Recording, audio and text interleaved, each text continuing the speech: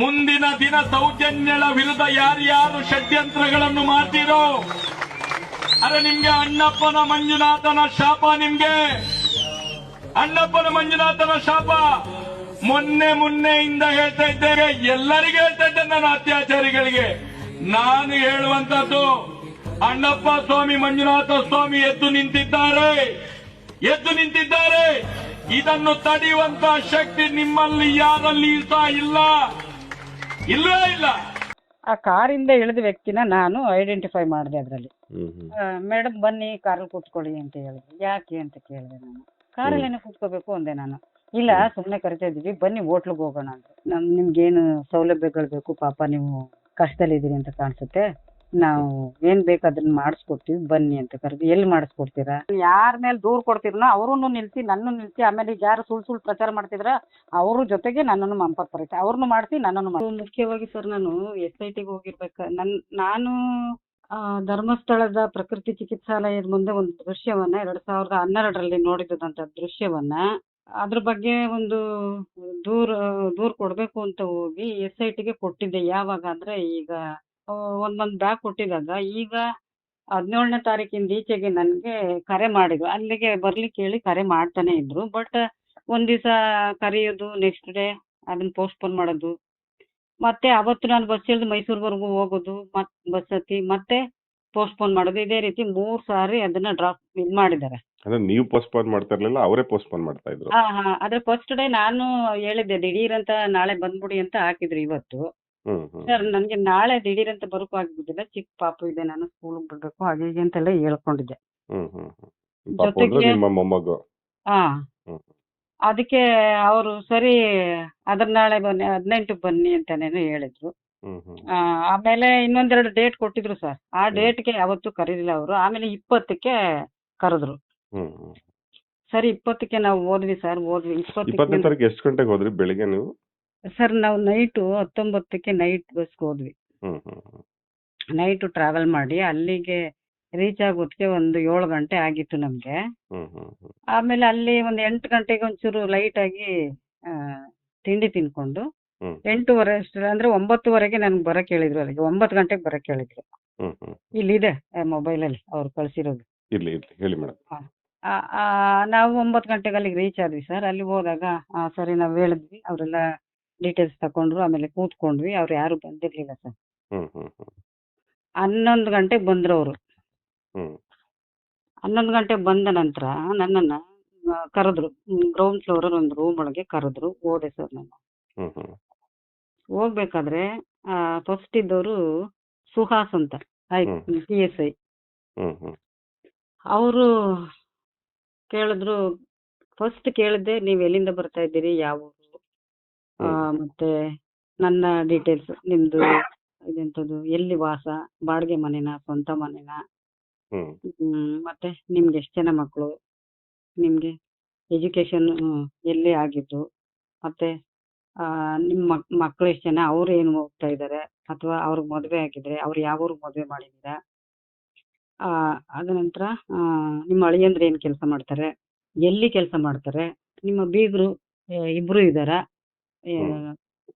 ಬೀಗರು ಇಬ್ರು ಮಕ್ಕಳಂದ್ರ ಇಬ್ರು ಫ್ಯಾಮಿಲಿಯವರು ಎಲ್ಲ ಇದ್ದಾರ, ಮತ್ತೆ ಅವ್ರು ಏನಾದ್ರು ಕೆಲಸ ಮಾಡ್ತಾರ ಅಥವಾ ಮನೇಲಿ ಇದ್ದಾರ, ಎಲ್ಲಿ ವಾಸ ಮಾಡ್ತಾರೆ ಅವರು, ಮತ್ತೆ ನಿಮ್ಮ ಮೊಮ್ಮಕ್ಕಳು ಎಷ್ಟು ಜನ, ಅವ್ರು ಯಾವ ಸ್ಕೂಲ್ಗೆ ಹೋಗ್ತಾರೆ, ಏನ್ ಓದ್ತಾ ಇದ್ದಾರೆ, ಇದನ್ನೆಲ್ಲ ಕೇಳ್ತಾ ಇದ್ರು ಸರ್. ನಾನು ಹೇಳ್ದೆ, ಎಲ್ಲಿವರೆಗೆ ಹೇಳ್ದೆ ಅಂದ್ರೆ ನನ್ನ ಮಕ್ಕಳವ್ರಿಗೆ ಮಾತ್ರ ಹೇಳ್ದೆ. ನಾನು ನನ್ನ ಮಕ್ಕಳ ಹೆಸರು ಹೇಳ್ದೆ, ನನ್ನ ಮಕ್ಕಳವ್ರಿಗೆ ಹೇಳ್ದೆ, ಅವ್ರೇನ್ ಎಜುಕೇಶನ್ ಮಾಡಿದ್ದಾರೆ ಅಂತೆಲ್ಲ ಹೇಳ್ದೆ. ತದನಂತರ ಇವ್ರು ಏನ್ ಹೇಳಿದ್ರು, ನಿಮ್ಮ ಅಳಿಯ ಏನ್ ವರ್ಕ್ ಮಾಡ್ತಾರೆ, ಎಲ್ಲಿ ಮಾಡ್ತಾರೆ ಅಂತ ಕೇಳಿದ್ರು. ಆಮೇಲೆ ಇದನ್ನೆಲ್ಲ ಒಂದೊಂದಾಗಿ ಕೇಳ್ಕೊ ಬಂದ್ರಲ್ಲ, ಸೀರಿಯಲ್ ನಮ್ಮ ಪ್ರಕಾರ ಎಲ್ಲ ಕೇಳ್ಕೊ ಬಂದ್ರಲ್ಲ, ನಾನು ಸುಮ್ಮನೆ ಕೂತ್ಕೊಂಡೆ. ಯಾಕಮ್ಮ ಮಾತಾಡ್ತಾ ಇಲ್ಲ ಹೇಳಿ ಅಂದ್ರು. ಸರ್ ನನ್ನ ಬ್ಯಾಕ್ಗ್ರೌಂಡ್ ಕೇಳಿ, ನನ್ನ ಮಕ್ಕಳದು ಒಂದು ಕ್ವಾಲಿಫಿಕೇಶನ್ ಬಗ್ಗೆ ಕೇಳಿ ಅದನ್ನ ಹೇಳ್ತೀನಿ. ಬಟ್ ಈಗ ಮಕ್ಕಳು ನನ್ನ ಜೊತೆಗಿಲ್ಲ, ಅವ್ರದೇ ಬೇರೆ ಫ್ಯಾಮಿಲಿ, ನಂದೇ ಬೇರೆ ಫ್ಯಾಮಿಲಿ. ಯಾಕಂದ್ರೆ ಅವ್ರ ಹೆಣ್ಮಕ್ಳು, ಗಂಡ್ ಮಕ್ಳು ಆಗಿದ್ರೆ ನನ್ನ ಫ್ಯಾಮಿಲಿ ಅಂತ ಹೇಳ್ಕೋಬಹುದಾಗಿತ್ತು. ಅವ್ರ ಹೆಣ್ಮಕ್ಳು, ಅವ್ರ ಫ್ಯಾಮಿಲಿ ಬಗ್ಗೆ ನಾನು ಏನು ಹೇಳಲ್ಲ. ಯಾಕೆ ಹೇಳ್ಬೇಕು ಸರ್ ಅದನ್ನೆಲ್ಲ? ಅವ್ರ ಫ್ಯಾಮಿಲಿ ಅವ್ರಿಗೆ, ನನ್ನ ಫ್ಯಾಮಿಲಿ ನನ್ಗೆ. ಈ ಒಂದು ಏನ್ ಉದ್ದೇಶಕ್ಕೆ ಇದೆಲ್ಲ ಕೇಳ್ತಾ ಇದ್ದೀರಾ ನೀವು? ಹ್ಮ್. ನಾನು ಬಂದಿರೋದೇನು ಅಂದ್ರೆ ನಾನು ದೂರು ಕೊಟ್ಟಿದ್ದೀನಲ್ಲ, ಅದ್ರ ಬಗ್ಗೆ ವಿಚಾರಣೆ ಮಾಡಿ ಅಂತ. ಹ್ಮ್. ಏನಮ್ಮ ಇಷ್ಟು ಮಾತಾಡ್ತೀಯ ನೀನು? ಅವ್ರು ಇನ್ನೂ ಏನು ರೆಕಾರ್ಡ್ ಮಾಡ್ಕೊತಾ ಇರ್ಲಿಲ್ಲ, ಏನೇನು ಇಲ್ಲ, ಎಂಥದ್ದೆಲ್ಲ ಫಸ್ಟಿಗೆ ಇದನ್ನ ಕೇಳಕ್ ಸ್ಟಾರ್ಟ್ ಮಾಡಿದ್ರು. ಅದಕ್ಕೆ ಏನಮ್ಮ ಹಿಂಗ್ ಮಾತಾಡ್ತೀಯ ನೀನು? ನಾವು ಯಾರು ಅನ್ಕೊಂಡಿದೀಯ ನೀನು? ಪೊಲೀಸು ಅಂದ್ರು. ಸರ್ ಪೊಲೀಸ್ ಆದ್ರೆ ಅವರು ಮನುಷ್ಯರೇ ಅಲ್ವಾ ನೀವು? ಹ್ಮ್. ನಾನು ಕ್ವಶನ್ ಮಾಡಿದೆ ಸರ್, ಕೇಳಿದ ಮಾತಿಗೆಲ್ಲ ಕ್ವಶನ್ ಮಾಡಿದೆ. ಅಲ್ಲ ಇವ್ರು ಬೇಕಾದ್ರೂ ಹೇಳ್ಕೊಳ್ಳಿ ನನ್ನ ಬಗ್ಗೆ, ಹ್ಮ್. ಬಟ್ ಇವತ್ತು ನಾನು 60 ವರ್ಷ ಅಂದ್ರೆ ನನಗೆ 91 ವರೆಗೆ ನಾನು ನಿಜವಾಗ್ಲೂ ಅಜ್ಞಾತವಾಸಿ. ನನಗೆ ಈ ಪ್ರಪಂಚದಲ್ಲಿ ಏನೂ ಗೊತ್ತಿಲ್ಲ ಸರ್ ಅದುವರೆಗೆ. ಹ್ಮ್. ಹ್ಮ್. 91ನಲ್ಲಿ SSLC ಪಾಸ್ ಮಾಡಿದ್ದು ನಾನು. ಅಲ್ಲಿವರೆಗೂ ಅನ್ಎಜುಕೇಟೆಡ್ ನಾನು. ಹಾಗಾಗಿ ನನಗೆ ಬರುವಾಗ ಆ ಥರ ಎಲ್ಲ ಆ ಅವಧಿಯಲ್ಲಿ ಅಥವಾ ಅಲ್ಲಿ ತನಕ ಆಗಿರುವಂತ ನನ್ನ ನಾನು ಲೈಫ್ ಲೀಡ್ ಮಾಡಿರೋದ್ರಲ್ಲಿ ನಾನು ಅನುಭವಿಸಿರುವಂತ, ನಾನು ಶೋಷಣೆಗೆ ಒಳಗಾಗಿರುವಂತಹ ದಿನಗಳು ಎಣಿಸಕ್ಕೆ ಆಗಲ್ಲ. ಹ್ಮ್. ಆ ಒಂದು ದೃಷ್ಟಿಲಿ ನಾನು ಎಲ್ಲ ನೊಂದಿರೋದ್ರಿಂದ ನಾನು ಇವ್ರಿಗೆ ಕೇಳಿದ ಪ್ರಶ್ನೆಗೆಲ್ಲ ನಾನು ಯಾವುದಕ್ಕೆ ಹೇಳ್ಬೇಕು, ಯಾವುದಕ್ಕೆ ಹೇಳ್ಬಾರ್ದು, ಇದಕ್ಕೆಲ್ಲ ಪ್ರಶ್ನೆ ಯಾಕೆ ಮಾಡ್ಬೇಕು ಅನ್ನೋದೆಲ್ಲ ನನಗೆ ಗೊತ್ತಿದೆ ಸರ್. ಅಲ್ಲ, ನನ್ನ ಪ್ರಶ್ನೆ ಏನಂದ್ರೆ, ಈಗ ನೀವು ಅಕ್ಯೂಸ್ಡ್ ಆಗಿ ಹೋಗಿರ್ಲಿಲ್ಲ. ಯಾವ್ದೋ ಒಂದು ಕಂಪ್ಲೇಂಟ್ ಇದೆ, ನಿಮ್ ಮೇಲೆ ದೂರಿದೆ, ನೀವು ಅಕ್ಯೂಸ್ಡ್ ಆಗಿದ್ರೆ ಈ ತರದೆಲ್ಲ ಕೇಳೋದು ಸರಿ. ಹಾ ನೀವು ಯಾವ್ದೋ ಒಂದ್ ಘಟನೆ ಬಗ್ಗೆ ಹೇಳಕ್ ಹೋಗಿದ್ದೀರಿ, ಹಾ ಯಾವ್ದೋ ಹಾ ಒಂದ್ ಘಟನೆ ನೀವು ನೋಡಿದೀನಿ ಅಂತ ಹೇಳ್ತಾ ಇದ್ದೀರಿ. ಹೌದು ಸರ್. ಅದ್ರ ಬಗ್ಗೆ ಮಾತಾಡ್ದಲ್ಲ ಇವರು ಬೇರೆ ಎಲ್ಲಾ ವಿಷಯಗಳನ್ನ ಮಾತಾಡ್ತಾ ಇದ್ರು. ಹಾ ಅದನ್ನ ಬಿಟ್ಟೇ ಬಿಟ್ರು ಸರ್. ಯಾಕಂದ್ರೆ ಒಂದು ಪಾಯಿಂಟ್ ನಿಮ್ಗೆ ಮೊದ್ಲೇ ಹೇಳ್ತೀನಿ ನೋಡಿ, ಮಧ್ಯದಲ್ಲಿ ಅದನ್ನ ತೆಗ್ದ್ರು ಅಂತ ಹೇಳಕ್ ಹೋಗ್ಬೇಡಿ ಹ್ಮ್. ಅಂತ ತಿಳ್ಕೊಬೇಡಿ. ಅದು ಹ್ಮ್. ಯಾಕಂದ್ರೆ SITಗೆ ಮೊದಲೇ ಇನ್ಫಾರ್ಮೇಶನ್ ಹೋಗಿದೆ. ನಾವು ಮಂಡ್ಯದವರು, ಇಂಥವ್ರು, ಇಡೀ ನಮ್ಮ ಕುಟುಂಬದ ಬಗ್ಗೆ ಅವ್ರಿಗೆಲ್ಲ ಗೊತ್ತಾಗಿದೆ. ಯಾಕೆಂದ್ರೆ ಮಂಜುನಾಥ್ ಗೌಡ ಅಪ್ಪಟ ಮಂಡ್ಯದವನು. ಹ್ಮ್. ಹ್ಮ್. ಜೊತೆಗೆ ಅದ್ರ ಎದುರುಗಡೆನೆ, ಆ ಸೌದೆ ಡಿಪೋ ಎದುರುಗಡೆನೆ ಒಂದು ಫ್ಯಾಮಿಲಿ ಇತ್ತು. ಅದು ಒಳ್ಳೆ ಫ್ಯಾಮಿಲಿ. ಅದು ಏನಂದ್ರೆ ಈ ಮಂಜುನಾಥ್ ಗೌಡ ಇದಾನಲ್ಲ, ಹ್ಮ್. ಹ್ಮ್. ಅವರ ಅಜ್ಜ ಅಜ್ಜಿ ಫ್ಯಾಮಿಲಿ ಅದು. ಹ್ಮ್. ಹ್ಮ್. ಹ್ಮ್. ಆ ಆ ಫ್ಯಾಮಿಲಿಯಲ್ಲಿ ಹುಟ್ಟಿದವನು ಇವನು ಮಂಜುನಾಥ್ ಗೌಡ. ಹ್ಮ್. ಹ್ಮ್. ಪೊಲೀಸ್ ಡಿಪಾರ್ಟ್ಮೆಂಟ್ ಅವ್ರಿಗೆ ಪೊಲೀಸ್ನವ್ರದೆಲ್ಲ ಲಿಂಕ್ ಇರುತ್ತೆ. ಹ್ಮ್. ಹ್ಮ್. ಜೊತೆಗೆ ಇವನೊಬ್ಬ ಕನ್ನಂಬಾಡಿ ಪತ್ರಿಕೆ ನಡೆಸ್ತಾನೆ. ಹ್ಮ್. ಹ್ಮ್. ಯಾರು? ಕೃಷ್ಣ ಅಂತ ಅವನ ಹೆಸರು. ಕೃಷ್ಣ ಸ್ವರ್ಣಚಂದ್ರ ಕನ್ನಂಬಾಡಿ ಅಂತ. ಹ್ಮ್. ಹ್ಮ್. ಹ್ಮ್. ಇವನೊಬ್ಬ ಪಕ್ಕದಲ್ಲೇ ಇದಾರೆ ಅವರು. ಅಂದ್ರೆ ಹ್ಮ್. ಈ ಕಡೆ ಎದುರು ಬದ್ರಿಗೆ ಈ ಕಡೆ ಒಂದ 200 ಫೀಟ್ಸ್ ಅಷ್ಟು ಅಂತರ ಅವ್ರ ಮನೆಗೂ ಇವ್ರ ಮನೆಗೂ. ಹ್ಮ್. ಇವ್ರಿಬ್ರು ಏನ್ ಮಾಡಿದಾರೆ ಅಂದ್ರೆ, ಇಲ್ಲಿ ಫಸ್ಟಿಗೆ ನನ್ನನ್ನ ಒಂದು ಇಂಟರ್ವ್ಯೂ ಮಾಡಿ ಒಂದು ಇದರಿಂದ ಒಡನಾಡಿಂದ ಒಂದು ತುಣುಕು ವೈರಲ್ ಆಗಿತ್ತು ಅದು. ಹ್ಮ್. ಹ್ಮ್. ಹ್ಮ್. ಅದನ್ನ ನೋಡಿದಾಗ ಕೆಲವ್ರು ಜನ ನೋಡಿದ್ರು, ಆಮೇಲೆ ಸುಮ್ನಾದ್ರು. ಬಟ್ ಇವಾಗ ನಾನು SITಗೆ ಅಪ್ಲಿಕೇಶನ್ ಕೊಟ್ಮೇಲೆ ಯಾರು ಎತ್ತ ಅಂತ ಅವನು ಅನ್ವೇಷಣೆ ಮಾಡ್ದ. ಯಾರು ಹೇಳಿ? ಮಂಜುನಾಥ್ ಗೌಡ ಮಂಡ್ಯದವರು ಅಂದ್ಮೇಲೆ ಅವನಿಗೆ ಕ್ಯೂರಿಯಾಸಿಟಿ ಜಾಸ್ತಿ ಆಯ್ತು. ಹ್ಮ್. ಹ್ಮ್. ಆ ಒಂದು ಇದರಲ್ಲಿ ಅನ್ವೇಷಣೆಯಲ್ಲಿ ಇವನು ಕೃಷ್ಣ ಅನ್ನೋನು ಸಿಕ್ತ ಅವನಿಗೆ. ಕೃಷ್ಣ ಅನ್ನೋನು ಪಕ್ಕದಲ್ಲಿ ಎದುರುಗಡೆ ಇದ್ದಾನಲ್ಲ, ಅವನ ಹತ್ರ ಮಾಹಿತಿ ತಕೊಂಡ. ಹ್ಮ್. ಹ್ಮ್. ಅವನ ಹತ್ರ ಮಾಹಿತಿ ತಕೊಂಡು ಮತ್ತೆ ಆ ಎಮ್ಮನ ಇದು ಅಂದ್ರೆ ಅವನು ನನಗೆ ಶತ್ರು ಈಗ ಕೃಷ್ಣ ಅನ್ನೋನು. ಅದು ಯಾಕೆ ಅಂತ ಆಮೇಲೆ ಹೇಳ್ತೀನಿ. ಹ್ಮ್. ಹ್ಮ್. ಆವಾಗ ಆ ಶತ್ರು ಆಗಿರೋದ್ರಿಂದ ಅವನು ನನ್ನ ಬಗ್ಗೆ ರೆಕ್ಕೆ ಪುಕ್ಕ ಬೆಳೆಸಿ ಅವನ ಜೊತೆಲಿ ಹೇಳಿ ನನ್ನ ಜಾತಕ ಜಾಲಾಡ್ಸು ಅಂತ ಎಲ್ಲ ಹೇಳಿದಾನೆ. ಅಂದ್ರೆ ಅವನ ತೊಡೆ ಮೇಲೆ ಹುಟ್ಟವನು ಇವನು ಚಿಕ್ಕ ವಯಸ್ಸು, ಅವನಾಗ್ಲೇ ವಯಸ್ಸಾಗಿದೆ ಅವನಿಗೆ, ಕೃಷ್ಣ ಅನ್ನೋನಿಗೆ. ಹ್ಮ್. ಹ್ಮ್. ತದನಂತರ ಇವನು ನನ್ನ ಬ್ರದರ್ ಒಬ್ಬ ಇದ್ದಾನಲ್ಲ, ಶಿವಕೆಂಪಯ್ಯ ಅಂತ, ಈಗ ಎಲ್ಲ ಕಡೆ ಮಾತಾಡ್ತಾ ಇದ್ದಾನೆ, ಬುರುಡೆ ಬಿಡ್ತಾ ಇದ್ದಾನೆ ಅವನು. ಹ್ಮ್. ಹ್ಮ್. ಅವನದು ನಂಬರು ಎಲ್ಲ ಇವರಿಬ್ಬರಿಗೂ ಗೊತ್ತಿತ್ತು. ಅವನು ಪೊಲೀಸ್ ಡಿಪಾರ್ಟ್ಮೆಂಟ್, ಅವನು ದಫೇದಾರ್ ಆಗಿ ಮಂಡ್ಯದಲ್ಲೇ ರಿಟೈರ್ಡ್ ಆದ ಈಗ ಒಂದು 10 ವರ್ಷದ ಬ್ಯಾಕ್. ಹ್ಮ್. ಹ್ಮ್. ಆಗ ಇವರಿಗೆ ಎಲ್ಲ ಲಿಂಕ್ ಇತ್ತು, ಎಲ್ಲ ಗೊತ್ತಿತ್ತು. ಹ್ಮ್. ಹ್ಮ್. ಹ್ಮ್. ಇವರಿಬ್ರು ಒಬ್ರಿಗೊಬ್ರು ಪರಸ್ಪರ ಗೊತ್ತು. ಆಗ ಏನ್ ಮಾಡಿದ್ದಾರೆ, SIT ಇಂದನೇ ಮಂಜುನಾಥ್ ಗೌಡನೇ ಕೃಷ್ಣ ಅನ್ನೋನ್ಗೆ ಕಾಲ್ ಮಾಡಿದ್ದಾನೆ. ತದನಂತರ ಶಿವಕೆಂಪಯ್ಯ ಅನ್ನೋರ್ಗೂ ಕಾಲ್ ಮಾಡಿ ಅವರು ತಿಳ್ಕೊಂಡು ಇವರಿಬ್ರು ಶತ್ರುಗಳೇ ನನ್ಗೆ. ಯಾಕಂದ್ರೆ ಶಿವಕೆಂಪಯ್ಯ ನನ್ನ ಬ್ರದರ್, ಇವನು ನಮ್ಮ ಕುಟುಂಬದಲ್ಲಿ ಇಲ್ವೇ ಇಲ್ಲ. ಹೊರ ಹಾಕಿದ್ರು ಎಲ್ಲಾರು, ಯಾರು ಇವನ್ ಇರ್ಲೇ ಇಲ್ಲ. ಅವ್ನ ಡೀಟೇಲ್ಸ್ ಆಮೇಲೆ ಕೊಡ್ತೀನಿ. ಇವನು ನನ್ನ ಇವಾಗ ಹೇಳ್ತಾ ಇದ್ದಾನೆ, ಅವಳನ್ನ ಕುಟುಂಬದಿಂದ ಹೊರಗ ಹಾಕ್ಬಿಟ್ಟಿದ್ವಿ ಅಂತ. ಲೈಫ್ ಲಾಂಗ್ ನನ್ನ ತಂದೆ, ನಾವು ಸಾಯೋವರೆಗೂ ನನ್ನ ಜೊತೆ ಇದ್ರು. ತದನಂತರ ಏನಾಯ್ತು ಅಂದ್ರೆ, ಇವರೆಲ್ಲ 3 ಜನ ಸೇರ್ಕೊಂಡು ಡಿಸ್ಕಸ್ ಮಾಡಿದ್ದಾರೆ ನನ್ನ ವಿಚಾರದ ಬಗ್ಗೆ, ಏನ್ ಮಾಡ್ಬೇಕು, ಎತ್ತ ಮಾಡ್ಬೇಕು ಅಂತ. ತದನಂತರ ನಾವು SITಗೆ ಹೋದ್ಮೇಲೆ ಅದನ್ನೇ ಕಾಯ್ತಾ ಇದ್ರು ಅವ್ರು ಏನಕ್ಕೆ ಕಾಯ್ತಾ ಇದ್ರು ಅಂದ್ರೆ, ಅಲ್ಲಿ ಯಾರ ದೊಡ್ಡ ಒಳ್ಳೆ ಅಧಿಕಾರಿಗಳಿದ್ರೆ ಅವ್ರು ಇಲ್ದೇ ಇರೋ ಸಮಯದಲ್ಲೇ ನನ್ನನ್ನು ಕರಿಬೇಕು ಅಂತಾನೆ ಈ ರೀತಿ ಡೇ ಡೇ ಬೈ ಡೇ ನನಗೆ ವಿಳಂಬ ಮಾಡ್ತಾ ಇದ್ರು ಅನಿಸುತ್ತೆ ನನಗೆ. ಹಾಗಾಗಿ ಸರಿ ನಾವು 19ನೇ ತಾರೀಕಲ್ಲಿ ಹೋದಾಗ ಅಲ್ಲಿಗೆ 20ನೇ ತಾರೀಕು ನನ್ನನ್ನ ವಿಚಾರಣೆ ಕರೆದಾಗ ಈ ರೀತಿ ತಿರುಗ್ಬಿಟ್ರು ಅವರು.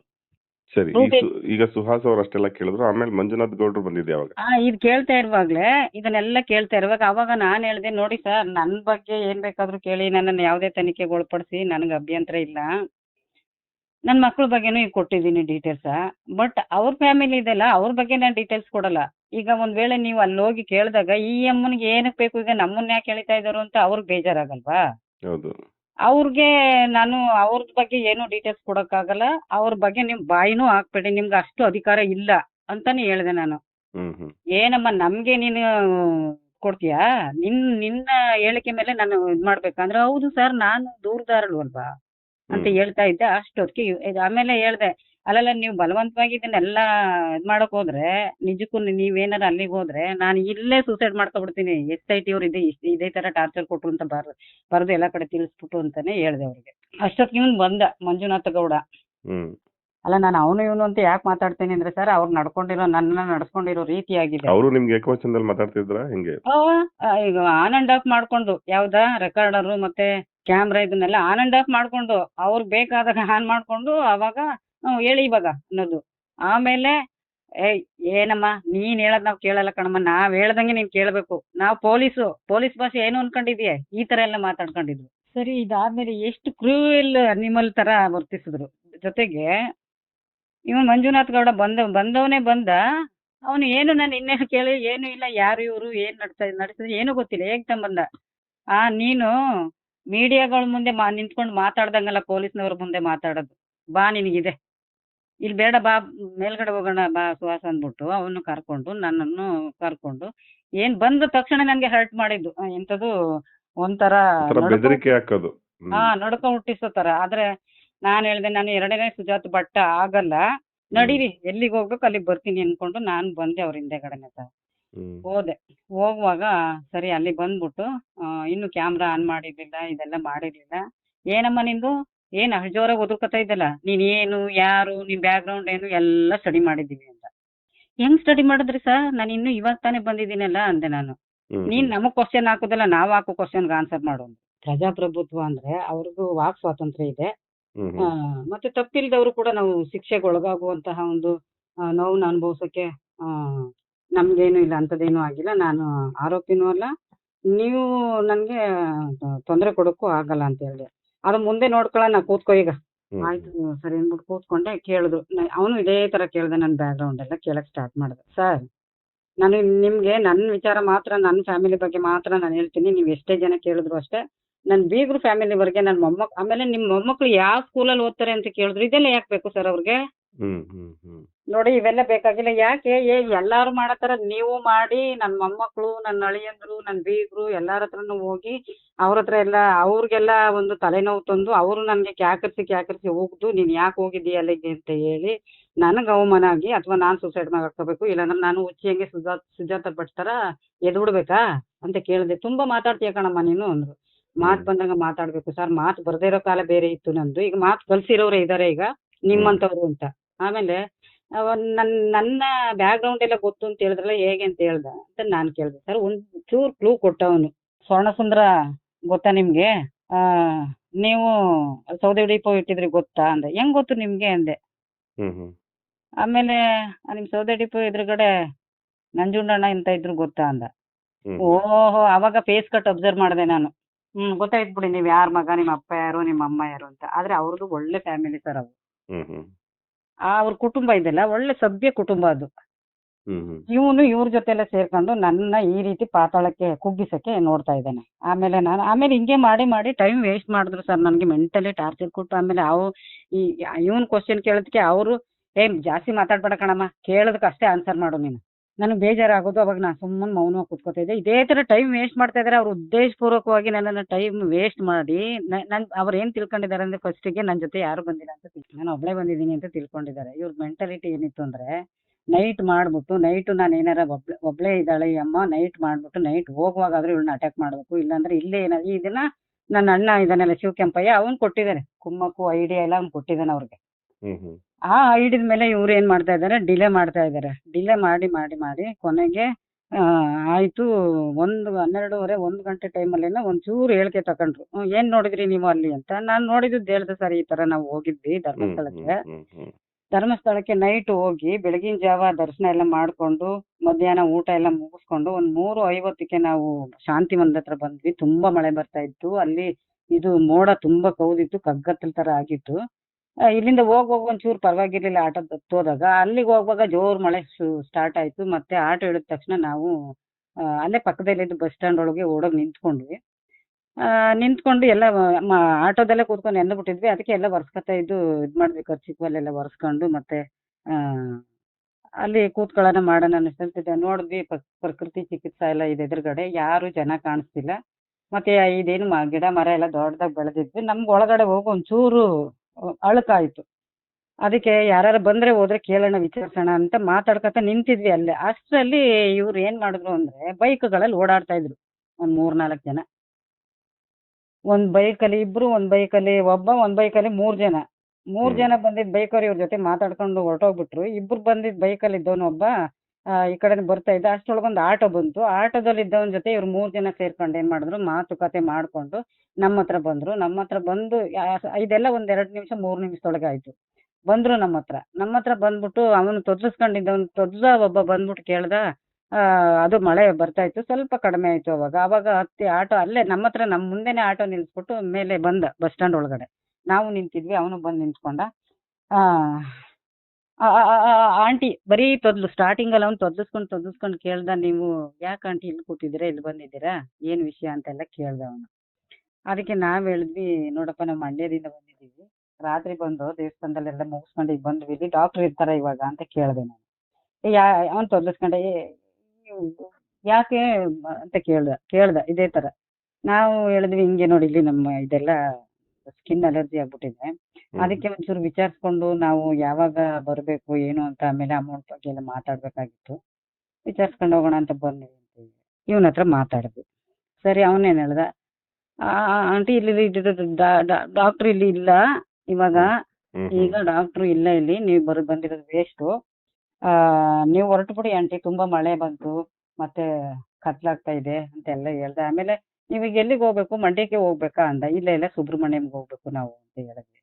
ಸರಿ ಆಗಿದ್ರೆ ಹೊರಟು ಬಿಡಿ ಆಂಟಿ, ಇಲ್ಲಿ ಇರೋದು ಸರಿ ಇಲ್ಲ, ಡಾಕ್ಟರ್ ಇಲ್ಲ, ಡಾಕ್ಟ್ರು ಬರಲ್ಲ, 3 ತಿಂಗಳು 6 ತಿಂಗಳು ಏನೋ ಬರಲ್ಲ, ಅದು ಸರಿಯಾಗಿ ಗೊತ್ತಿಲ್ಲ ನಮ್ಗೆ, ನೀವು ಹೊರಟು ಬಿಡಿ, ಇಲ್ಲಿ ಇಲ್ಲ, ಸುಮ್ನೆ ವೇಸ್ಟ್ ಇಲ್ಲಿ ಇರೋದು ಅಂತ. ಅದನ್ನೇ ನಾವು ಕೇಳ್ಬೇಕು ಅಂತಿದ್ವಿ ಕಣಪ್ಪ. ಸರಿ ಆಯ್ತು ಬಿಡಿ, ಹೊರಡ್ತೀವಿ ಅಂತ ಅಂದ್ಬಿಟ್ಟು, ಮಳೆ ಇನ್ನೂ ಬರ್ತಾನೆ ಇತ್ತಲ್ಲ, ಒಂದ್ ಸ್ವಲ್ಪ ಕಡಿಮೆ ಆದ್ರೆ ಹಂಗೆ ಹೋಗೋಣ ಅಂದ್ಬಿಟ್ಟು ಸುಮ್ನಿದ್ವಿ. ಮತ್ತೆ ಇವನೇನ್ ಮಾಡ್ದ, ಅದೇ ಆಟೋ ತಕೊಂಡು ಅವ್ರು ನಿಂತಿದ್ರಲ್ಲ 2 ಬೈಕ್ ಇಟ್ಕೊಂಡು ಅಲ್ಲಿಗೆ ಹೋದ. ಅದು ಹೋಗ್ಬಿಟ್ಟು ಅವ್ರ ಹತ್ರ ಎಲ್ಲ ಏನೋ ಡಿಸ್ಕಸ್ ಮಾಡ್ಕೊಂಡು ಮಾತುಕತೆ ಆಡ್ಕೊಂಡು ಮತ್ತೆ ನಮ್ಮ ಹತ್ರನೇ ಬಂದ್ರು. ಆಟೋದವ್ರು ಗಾಡಿಯಲ್ಲಿ ಕೂತಿದ್ರು ಇಬ್ರು, ಇದು 2 ವೀಲರ್ ಅಲ್ಲಿ ಕೂತಿದ್ದವ್ರು ಇಬ್ರು ಇದ್ರಲ್ಲ, ಆ ಗಾಡಿ ಬಂತು ನಮ್ಮ ಹತ್ರ. ಅವರು ಇದೇ ತರ ಕೇಳಿದಾಗ ಒಂದು ದಪ್ಪ ಮುಖ ಇದೆ ಅವನಿಗೆ, ಅವನು ನಮ್ಮನ್ನ ತುಂಬಾ ಮಾತಾಡಿಸ್ದ. ಎಲ್ಲ ಮಾತಾಡ್ಸ್ಬಿಟ್ಟು, ನೀವು ದರ್ಶನ ಮಾಡ್ಕೊಂಡ್ ಬಂದ್ರ, ಮತ್ತೆ ಊಟ ಎಲ್ಲ ಮುಗೀತಾ, ನೀವು ಇಲ್ಲಿ ಡಾಕ್ಟ್ರು ಸಿಗಲ್ಲ ನಿಮ್ಗೆ, ಬೇರೆ ಕಡೆ ಎಲ್ಲ ಬೇಕಾದಷ್ಟಿದೆ ಪ್ರಕೃತಿ ಚಿಕಿತ್ಸಾಲಯ, ಅಲ್ಲಿಗೆ ಹೋಗ್ಬಿಡಿ ಅಂತೆ, ಸುಮ್ನೆ ಟೈಮ್ ವೇಸ್ಟ್ ಆಗುತ್ತೆ, ಇಲ್ಲಿದ್ರೆ ಇನ್ನೂ ಕತ್ಲೆ ಆಗುತ್ತೆ, ಮತ್ತೆ ಸುಬ್ರಹ್ಮಣ್ಯಂ ಬೇರೆ ಹೋಗ್ಬೇಕು ಅಂತ ಇದ್ದೀವಿ. ಒಂದ್ ಕೆಲಸ ಮಾಡಿ, ನೀವು ಸುಬ್ರಹ್ಮಣ್ಯಂಗೆ ಈಗ ಹೊರಟೋಗ್ಬಿಡಿ, ಕತ್ಲೆ ಆಯ್ತು, ಇಲ್ಲಿ ಏನು ಆಗಲ್ಲ ಕೆಲಸ ನಿಮ್ಗೆ, ಡಾಕ್ಟರ್ ಇಲ್ದೇ ಇರೋ ಕಾರಣ. ಅದಕ್ಕೆ ಇನ್ನೊಂದ್ಸಾರಿ ಬಂದ್ಬಿಟ್ಟು, ಇನ್ನೊಂದ್ಸಾರಿ ಎಲ್ಲಾದ್ರೂ ಬೇರೆ ಕಡೆ ಇದೆ, ಇಲ್ಲೇ ಧರ್ಮಸ್ಥಳದಲ್ಲಿ ಆಚೀಚೆ ಎಲ್ಲ ಉಜಿರೆ ಮತ್ತೆ ಇದೆಂತದ್ದು ಸೂರ್ಯ ಅಂತ ಇದೆ, ಅಲ್ಲೆಲ್ಲ ಇದೆ ಅಂತ ಯಾವ್ದಾವ್ದು ಹೆಸರುಗಳು ಹೇಳ್ದವನು, ಅಲ್ಲೆಲ್ಲ ಇದೆ ಪ್ರಕೃತಿ ಚಿಕಿತ್ಸಾಲಯ, ನೀವು ಅಲ್ಲಿ ತೋರಿಸ್ಕೊಳ್ಳಿ ಅಂತ ಇಷ್ಟೊಂದು ಮಾತಾಡ್ದ ನಮ್ ಜೊತೆಲಿ. ಆವಾಗ ನಾವು ನಮ್ ಡೀಟೇಲ್ಸ್ ಕೊಟ್ವಿ ಅಲ್ಲ, ಇಲ್ಲಿಂದ ಇಂಥ ಕಡೆಯಿಂದ ಬಂದಿದ್ದೀವಿ ಅಂತ ಇಷ್ಟೆಲ್ಲ. ಆಮೇಲೆ 1-2 ನಿಮಿಷ ನಿಂತ್ಕೊಂಡು ಮಾತಾಡ್ದ, ಅವನು ಬಂದ್ರು. ಆಮೇಲೆ ಬಸ್ ಸ್ಟ್ಯಾಂಡ್ ಇಂದ ಹೊರಗಡೆ ಬಂದ್ರು. ಮಳೆ ಸ್ವಲ್ಪ ಕಡಿಮೆ ಆಯ್ತು. ಹೊರಗಡೆ ಬಂದಾಗ ಇನ್ನೇನು ನಾವು ಹೊರಡೋಣ ಅನ್ಕೊಂಡಿದ್ವಿ. ಅಷ್ಟರೊಳಗೆ ಇವರು ನಿಚ್ಚು ಅನ್ಕೊಂಡು ಫೋನ್ ಮಾಡ್ಕೊಂಡು ಆ ಕಡೆಗೆ ಈ ಕಡೆಗೆ ಓಡಾಡ್ಕೊಂಡು, ಮತ್ತೆ ಇದೆಂತದ್ದು ಅವನು ಅಷ್ಟೇ, ಆಟೋದವನು ಅಷ್ಟೇ, ಇವನು ಹೋದ್ಮೇಲೆ ಅವನು ಬಂದು ಮತ್ತೆ ನಿಚ್ಚು ಇಲ್ಲಿಬ್ರು ಅಂದ್ರೆ ಅವ್ರ ಭಾಷೆಯಲ್ಲಿ ಮಾತಾಡ್ಕೊಂಡು ಲೇಡೀಸ್ ಅಂತ ಹೇಳಿದ್ರು. ಇಲ್ಲಿ ನಾವಿದೀವಿ ಲೇಡೀಸ್ ಅಂತ ಅವ್ರ ಭಾಷೆಲಿ ಅವ್ರು ಮಾತಾಡ್ಕೊಂಡ್ರು.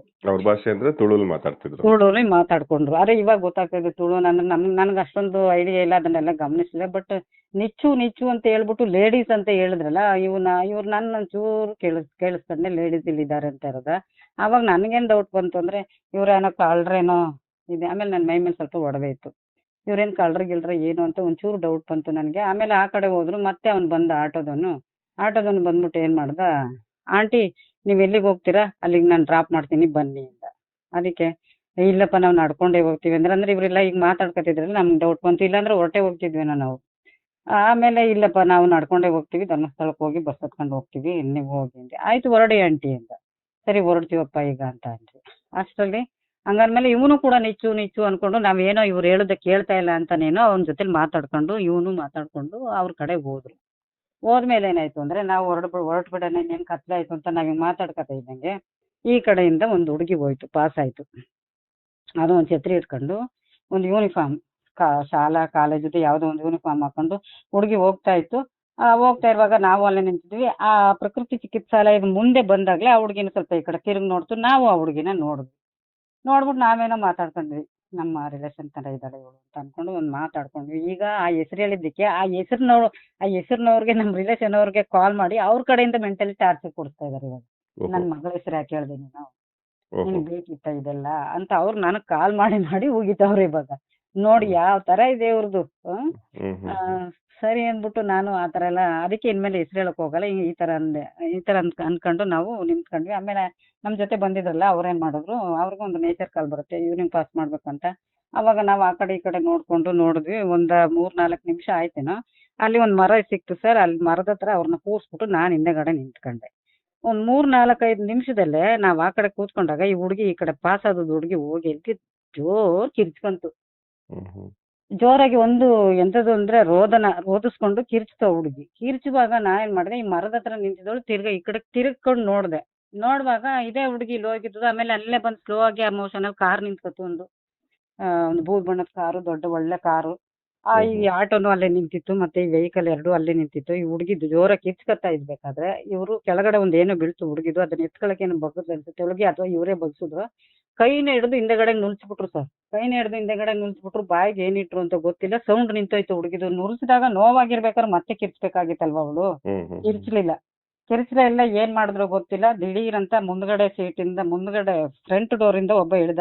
2 ಪ್ಯಾಂಟ್ 2 ಜೇಬ್ಗೂ ಕೈ ಹಾಕೊಂಡವನು. ಒಂದ್ ಟಿಪ್ ಟಾಪ್ ಆಗಿ ವೈಟ್ ಡ್ರೆಸ್ ಹಾಕೊಂಡಿದ್ದ, ಕೂಲಿಂಗ್ ಗ್ಲಾಸ್ ಹಾಕಿದ್ದ. ಅವನು ಇಳಿದ ತಕ್ಷಣನೇ ಇಳಿತಾ ಇದ್ದಂಗೆ ಇವ್ರೇನ್ ಮಾಡಿದ್ರು, ಬ್ಯಾಕ್ ಡೋರ್ಗೆ ಹುಡುಗಿಯನ್ನ ತೂರ್ಸಿದ್ರು ಒಳಗಡೆಗೆ.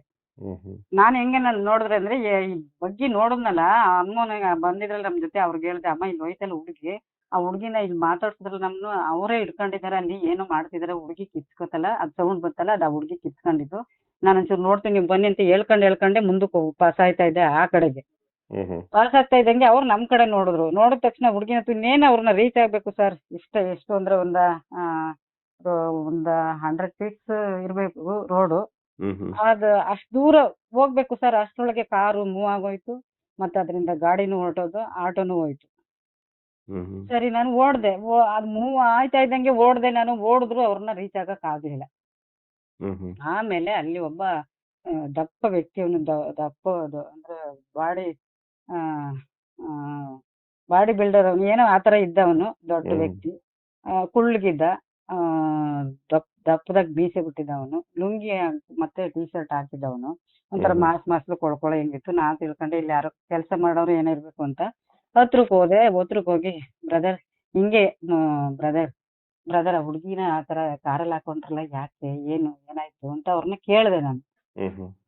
ಆ ಹುಡುಗಿ ಯಾಕೆ ಕಿರ್ಚ್ಕೊಂಡ್ಬಿಟ್ಲಲ್ಲ ಅಷ್ಟು ಜೋರಾಗಿ, ಆಮೇಲೆ ಕೈ ಬೇರೆ ಎಲ್ಲ ಯಾಕೆ ಹಿಂದಿಗೆಲ್ಲ ತಿರ್ಸಿದ್ರಲ್ಲ ಅಂತ. ನೀವ್ ಯಾರು, ಎಲ್ಲಿಂದ ಬಂದಿದ್ದೀರಿ ಅಂತ ಅವ್ರದೇ ಭಾಷೆಯಲ್ಲಿ ಆಗ ಹೇಳ್ಕೊಂಡು, ನೀವು ಯಾರು, ಎಲ್ಲಿಂದ ಬಂದಿದ್ದೀರಾ ನೀವು, ಈ ತರ ಎಲ್ಲ ಕೇಳಿದ್ರು ಅವ್ರು. ಇಲ್ಲ ನಾವ್ ಮಂಡ್ಯದಿಂದ ಬಂದಿದ್ವಿ, ಹಿಂಗೆ ಇವರೇ ಬಂದು ನಮ್ಮನ್ನ ಮಾತಾಡ್ಸಿದ್ರು. ಅಲ್ಲಿ ನಾವು ಡಾಕ್ಟರ್ ಇದಾರ ಇಲ್ವಾ ಅಂತ ಕೇಳುವ ಅಂತ ನಿಂತ್ಕೊಂಡ್ವಿ. ಆಗ ಬಂದು ಇವರೇ ಮಾತಾಡ್ಸಿದ್ರಲ್ಲ, ಬಂದು ಇವರೇ ಈ ತರ ಗಾಡಿಲಿ ಹೋದ್ರಲ್ಲ, ಅವರೇ ಮಾತಾಡ್ಸಿದ್ರು ನಮ್ಮನ್ನ. ಹಿಂಗೆ ಅಂತ ಕೇಳಿದೆ. ಇದೆಲ್ಲ ನಿಮಗೆ ಹಾಕಬೇಕು, ಅವ್ರು ಏನಂತ ಮಾತಾಡ್ಸಿದ್ರು ನಿಮ್ಗೆ, ಅದೆಲ್ಲ ಬೇಡ ನಿಮ್ಗೆ. ಅವರ ಮನೆ ಹುಡುಗಿಯನ್ನ ಕರ್ಕೊಂಡು ಹೋದ್ರು. ಅವ್ರ ಮನೆ ಹುಡುಗಿನ ಅವ್ರು ಕರ್ಕೊಂಡು ಹೋದ್ರು, ನೀವು ಹೋಗಿ ಅಂತ ಹೇಳಿದ್ರು. ಅವ್ರ ಮನೆ ಹುಡುಗಿ ಆದ್ರೆ ಆ ಹುಡುಗಿ ಯಾಕೆ ಅಷ್ಟೊಂದು ಜೋರಾಗಿ ಕಿರ್ಚ್ಕೊಂಡ್ಲು ಹಂಗೆ, ಏನು ಅವ್ರ ಮನೇಲಿ ಗಲಾಟೆ ಮಾಡ್ಕೊಂಡು ಬಂದಿದ್ಲು. ಅವ್ರ ಮನೆ ಹುಡುಗಿ ಹೆಂಗೋ ಕರ್ಕೊಂಡೋದ್ರೆ ನಿಮ್ಗೆ ಯಾಕೆ ಬೇಕು ಅದೆಲ್ಲ, ನೀವು ಹೊರಡಿ ಇಲ್ಲೆಲ್ಲ ಅಂದ್ರು. ಅಲ್ಲ ಪಾಪ ಹಂಗೆ ಅಲ್ಲಿ ಇದ್ ಮಾಡಿದ್ರಲ್ಲ ಅಂತ ನನಗೆ ಬೇಜಾರಾಯ್ತು, ಅದಕ್ಕೆ ಕೇಳಿದೆ ಅಂತ. ಏನು ಇಲ್ಲ, ನಿಮ್ಮ ಪಾಡಿಗೆ ನೀವು ಹೋಗಿ, ಅದು ಅವ್ರ ಮನೆ ಹುಡುಗಿ, ಹೋಗ್ತೀರಾ ಇಲ್ವಾ, ನೀವೇನ್ ಬಂದಿಲ್ಲ ಪ್ರಶ್ನೆ ಮಾಡೋದು, ನಿಮ್ ಹೊರಡಿ ಇಲ್ಲಿಂದ, ಈ ತರ ಎಲ್ಲ ಪ್ರಶ್ನೆ ಮಾಡ್ಕೊಂಡ್ ನಿಂತ್ಕೋಬೇಡಿ, ಇಲ್ಲಿ ಹೋಗಿ ಕತ್ಲಾಯ್ತು ಗೊತ್ತಿಲ್ವಾ ಹೊರಡಿ ಅಂತ ಅವರು ರೇಗಿದ್ರು ನಮ್ಗೆ. ಅಲ್ಲಿಂದ ಬಿಟ್ಟು ಬಂದ್ವಿ ಸರ್, ಹಿಂಗೆ ಮಾತಾಡ್ಕೊಂಡೇ ಬಂದ್ವಿ. ಬರ್ತಾ ಇದ್ದಾಗ ಯಾರ್ಯಾರು ಸಿಗ್ತಾರೋ ಅವ್ರ ಜೊತೆಲೆಲ್ಲ ಹೇಳ್ಕೊಂಡ್ ಬಂದೆ ಸರ್ ನಾನು. ದಾರಿಲಿ ಹೋಗ್ರ ಜೊತೆಲೆಲ್ಲ ಹಿಂಗೆ ಒಂದ್ ಹುಡುಗಿನ ಯಾವ್ದೋ ಒಂದ್ ಕಾರಲ್ಲಿ ಹಿಂಗೆ ಮಾಡ್ಕೊಂಡು ಕರ್ಕೊಂಡ್ ಹೋದ್ರು. ಇವ್ರೆ ಇಲ್ಲಿ ಯಾರು ಏನು ಜನ ಹಿಂಗೇನ ಜನಸಂದಣಿ ಕಡಿಮೆ ಇತ್ತು ಸರ್. ಯಾವಾಗ್ಲೂ ಒಂದ್ 10 ನಿಮಿಷಕ್ಕೋ 5 ನಿಮಿಷಕ್ಕೋ ಯಾವಾಗ್ಲೂ ಒಂದೊಂದು ವೆಹಿಕಲ್. ನಾವ್ ಅಲ್ಲಿಗೆ ಹೋದ್ಮೇಲೆ ಒಂದ್ 2 ವೆಹಿಕಲ್ ನೋಡಿದ್ದು, ಒಂದು 2 ವೀಲರ್ ಒಂದು ಇನ್ನೊಂದ್ ಯಾವ್ದೋ ಜೀಪ್ ಆಟೋನ ಯಾವ್ದೋ ಒಂದ್ ನೋಡಿದ್ವಿ. ಅಂದ್ರೆ ಆ ಕಡೆ ಗಮನಿಸ್ಲಿಲ್ಲ ಜಾಸ್ತಿ, ಇವರೆಲ್ಲ ಮಾತಾಡ್ಸ್ತಾ ನಿಂತಿದ್ರಲ್ಲ ಹಂಗಾಗಿ. ಆಮೇಲೆ ಸರಿ ಅಂದ್ಬಿಟ್ಟು ನಾವು ಮಾತಾಡ್ಕೊಂಡು ಹಿಂಗೆ ಮಳೆ ಸ್ವಲ್ಪ ಅನಿಕ್ತಾನೆ ಇತ್ತು. ತಲೆ ಮೇಲೆ ಒಂದೊಂದು ಕರ್ಚಿಪ್ ಹಾಕೊಂಡು ನಡ್ಕೊಂಡೇ ಹೋದ್ವಿ. ಹೋಗ್ತಾ ನಮ್ಗೆ ಒಂದಮ್ಮ ಸಿಕ್ಕುದು, ತಲೆ ಮೇಲೆ ಒಂದ್ ಏನೋ ಹೊತ್ಕೊಂಡು ಹೋಗ್ತಾ ಇದ್ರು, ಒಂದು ಚೀಲದೊಳಗೆ ಏನೋ ಒಂದ್ ಹಾಕೊಂಡು. ಅವಾಗ ಅವ್ರ ಜೊತೆಲಿ ಹೇಳ್ದೆ, ಹೌದಾ ಹೌದಾ ಹೀಗೆ ಅದು ಹೇಗೆ ಇದ್ರು ಅವರು? ಈ ತರ ಆಯ್ತಾ? ಯಾರು ಹುಡುಗಿ? ಆದ್ರೆ ನಾವು ಬೇರೆ ಊರವ್ರು, ಇಲ್ಲಿ ಯಾರು ಅಂತ ನಮ್ಗೆ ಗೊತ್ತಿಲ್ಲ. ಹೌದಾ, ಹಾಗಾದ್ರೆ ಯಾರು ಇರ್ಬೋದು ಅಂತೆಲ್ಲ ಅವ್ರು ತುಂಬಾ ಆಶ್ಚರ್ಯ ಪಟ್ಕೊಂಡು ಕೇಳಿದ್ರು. ಆಮೇಲೆ ಈ ತರ ಅವ್ರಿಗೂ ಬೇಸರ ಆಯ್ತು. ಒಂದಷ್ಟು ದೂರ ನಮ್ ಜೊತೆ ನಡ್ಕೊಂಡ್ ಬಂದ್ರು. ಆಮೇಲೆ ಅವ್ರ ತಿರುವುಗಳು ಸಿಗ್ತದೆ, ಅವ್ರವ್ರ ರಸ್ತೆಗಳು, ಅಲ್ಲಿ ತಿರ್ಕೊಂಡ್ಬಿಟ್ರು. ಸರಿ, ಇದೇ ತರ ನಾನು ಬಸ್ ಸ್ಟ್ಯಾಂಡ್ ಅಲ್ಲಿ ಕೂತ್ಕೊಂಡು ಕೂಡ ನಾನು ಎಲ್ಲರ ಜೊತೆಲೂ ಕೂತ್ಕೊಂಡು ಜೋರಾಗೆ ಪ್ರಚಾರ ಮಾಡಿದೆ ಸರ್ ಅಲ್ಲಿ. ಅಲ್ಲ, ಒಂದು ನೋಡಿ, ನಾವಲ್ಲಿ ಹೋಗಿದ್ವಿ ಕಣ್ರಿ, ಅಲ್ಲಿ ಒಂದ್ ಕಾರ್ ಒಳಗೆ ಒಂದು ಹುಡುಗಿನ ಈ ತರ ಮಾಡ್ಕೊಂಡು ಹೊರಟೋದ್ರು. ಯಾರು ಏನು ಅಂತಾನೆ ನಮ್ಗೇನು ಗೊತ್ತಿಲ್ಲ. ಒಟ್ಟಾರೆ ಅದೆಲ್ಲ ಆಯ್ತಲ್ಲ, ಹಿಂಗೆಲ್ಲ ಅದೇನಾಯ್ತು ಅಂತಾನೆ ಗೊತ್ತಿರ್ಲಿಲ್ಲ. ಪಾಪ ನೋಡಿದ್ದು ನನ್ಗೆ ಒಂಥರ ದಿಗ್ಭ್ರಮೆ ಹಿಡ್ಕೊತ್ತು, ಹಾಗೆ ಹೀಗೆ ಅಂತ ಅವ್ರ ಜೊತೆಲೆಲ್ಲ ಎಲ್ಲಾನು ಹೇಳ್ತಾ ಇದ್ದೆ ಸರ್. ಅವಾಗ ಅವರೆಲ್ಲ ನಂತರ ಬಂದಿದ್ದವ್ರು ಯಾತ್ರಿಕರು. ಹಿಂಗೂ ಆಯ್ತಾ, ಅಲ್ಲಿ ಯಾರು ಇರ್ಲಿಲ್ವಾ, ಯಾರು ಏನು ನೋಡ್ಲಿಲ್ವಾ? ಏನೋ ಅಲ್ಲೊಬ್ಬ ಇದ್ದ, ಅವನಿಗೆ ಕೇಳಿದ್ವಿ, ಈ ತರ ಹೇಳ್ದ ಅಂತೆಲ್ಲ ಹೇಳಿದ್ವಿ ನಾವು. ಆಮೇಲೆ ಅವರು ಜನಗಳು ಆಶ್ಚರ್ಯ ಪಟ್ಕೊಂಡು ಸುಮ್ನೆ ಆದ್ರು. ಆಮೇಲೆ ಅಲ್ಲೊಂದ್ ಇಬ್ರು ಇದ್ರು, ಒಬ್ಬ ಕಸದ ಚೀಲ ಹೊತ್ಕೊಂಡು ಹೋಯ್ತಾ ಇದ್ದ ಅಲ್ಲಿಂದ ಆರ್ಸ್ಕೊಂಡೆಲ್ಲನೂ.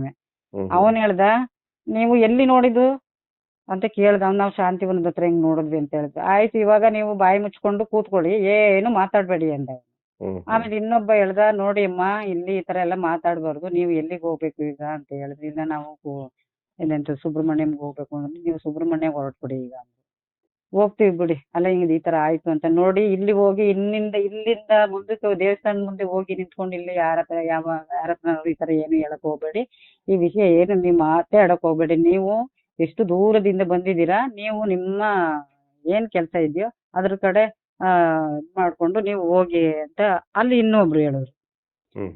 ಆವಾಗ ಇದು ಏನಿವೆ ಅಲ್ಲರಿ, ಒಂದು ಹುಡುಗಿನಂತೆ ಕಿಡ್ನಾಪ್ ಮಾಡ್ಕೊಟ್ಟೋದ್ರಂತೆ ಅಮ್ಮ ಹೇಳ್ತಾ ಇರೋದು ಅಂತ ಹೇಳಿದಾಗ, ನಿಮ್ಗೆ ಯಾಕ್ರಿ ಬೇಕು ಇಲ್ಲಿ ವಿಚಾರ, ನೀವ್ ಎಲ್ಲೆಲ್ಲಿಂದ ಬಂದಿದ್ದೀರಾ, ನೀವು ನೋಡ್ಕೊಂಡು ಹೋಗಿ ಅಂತ ಅವ್ರಿಗೂ ಅದೇ ಹೇಳ್ದ. ಸರಿ ಅಂದ್ಬಿಟ್ಟು ಆಮೇಲೆ ಇನ್ನೊಬ್ರು ಇದ್ರು, ನೀವು ಎಲ್ಲಿಗೆ ಹೋಗ್ಬೇಕು ಅಂತ ಕೇಳಿದ್ರು. ಸುಬ್ರಹ್ಮಣ್ಯಂಗೆ ಅಂತ. ಅಲ್ಲಿ ನೋಡಿ ಬಸ್ ನಿಂತಿದೆ, ಅಲ್ಲಿ ಹೋಗಿ ಹತ್ಕೊಂಡಿದ್ದೆ. ನಾನು ಬಸ್ ಹತ್ತೋದು ಅದು ಇದು ಎಲ್ಲ ದಿಗ್ಭ್ರಮೆ ಹಿಡ್ಕೊಂಡು ಎಲ್ಲ ಈ ಕಡೆನೇ ನನ್ ಮನಸ್ಸಿತ್ತು. ಹಾಗಾಗಿ ಬಸ್ಸು ಕೂಡ ಕೇಳಿರ್ಲಿಲ್ಲ. ಒಂದ್ 5 ನಿಮಿಷ ಆಯ್ತೇನೋ ಅಲ್ಲಿ ಹೋಗಿ. ಆಮೇಲೆ ಅಲ್ಲಿ ಬಸ್ ತೋರ್ಸಿದ್ರು, ಹತ್ಕೊಂಡು ಹೊರ್ಟೋದ್ವಿ ಸರ್. ಹೋದ್ಮೇಲೆ ಸರಿ, ದೇವಸ್ಥಾನದಲ್ಲಿ ನೈಟ್ ಆಗೋಯ್ತು. ಅವಾಗ ಇದ್ದು ಬೆಳಗ್ಗೆ ಎದ್ದು ಸ್ನಾನ ಮಾಡ್ಕೊಂಡು ಅಲ್ಲಿ ದೇವ್ರ ದರ್ಶನ ಮಾಡ್ಕೊಂಡು ಪೂಜೆ ಮಾಡ್ಕೊಂಡು ನಾವು ಹೊರಟು ಬಿಟ್ವಿ. ಮಂಡ್ಯಕ್ಕೆ ಬಂದ್ಬಿಟ್ವಿ.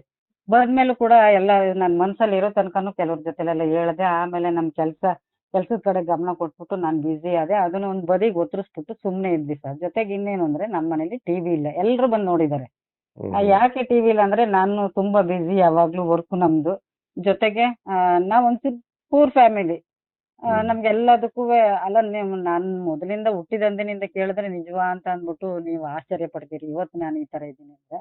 ಅದು ಬೇಡ ಈಗ. ಅದರಿಂದ ನಮ್ಮ ಮನೇಲಿ ಟಿವಿ ಆಗ್ಲಿ ಇನ್ನೊಂದಾಗ್ಲಿ ಯಾವುದಕ್ಕೆ ಆದ್ರೂ ನಾವು ಹೆಚ್ಚು ಹಣ ವ್ಯಯ ಮಾಡುವಂತ ಪೊಸಿಷನ್ ಇಲ್ಲ. ಯಾಕೆಂದ್ರೆ ನಮ್ ಬ್ಯಾಕ್ ಗ್ರೌಂಡ್ ಹಂಗೆ, ನಮ್ಮನ್ನ ಯಾರು ಪಾಲನೆ ಪೋಷಣೆ ಮಾಡೋರು ಇಲ್ಲದೆ ಬೆಳೆದವ್ರು ನಾವು.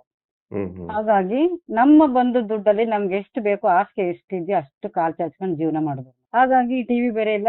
ಆಮೇಲೆ ಅವತ್ತಿಂದ ಈಗಿರೋಂತ ಮೊಬೈಲ್ಗಳು ಇರ್ಲಿಲ್ಲ, ಸೆಲ್ ಫೋನ್ಗಳು ಇರ್ಲಿಲ್ಲ. ಜೊತೆಗೆ ಈಗ 23ನೇ ಇಸ್ವಿಲಿ ನನ್ಗೆ ರಿಟೈರ್ಡ್ ಆಗಿದ್ದು, August 2 ಅಲ್ಲಿ. ಅಂಗನವಾಡಿಲಿ ಕೆಲಸ ಮಾಡ್ತಿದ್ರಲ್ಲ? ಹೌದು ಸರ್. ರಿಟೈರ್ಡ್ ಆದ್ಮೇಲೆ ನನಗೆ ಮೊಬೈಲ್ ನೋಡೋಕೆ ಸಮಯ ಸಿಕ್ತು. ಆಗ ನಮ್ಗೆ ಆಫೀಸ್ ಮೊಬೈಲ್ ಕೊಟ್ಟಿದ್ರು. ಆಫೀಸ್ ಮೊಬೈಲ್ ವರ್ಕೆ ರಾತ್ರಿ ಹೊತ್ತು ಕೂಡ ನಾವು ವರ್ಕ್ ಮಾಡ್ತಿದ್ವಿ. ಎಲ್ಲಾ ವರ್ಕು ನಮ್ಗೆ ಕೊಡ್ತಿದ್ರು. ನಮ್ಗೆ ಈ ಮೊಬೈಲ್‌ನಲ್ಲಿ ಅಷ್ಟಾಗಿ ಇದ್ ಮಾಡಕ್ ಆಗ್ತಿಲ್ಲ. ಅದು ಇದು ಸೆಕೆಂಡ್ ಹ್ಯಾಂಡ್ ತಗೊಂಡಿರೋದು ನಾನು.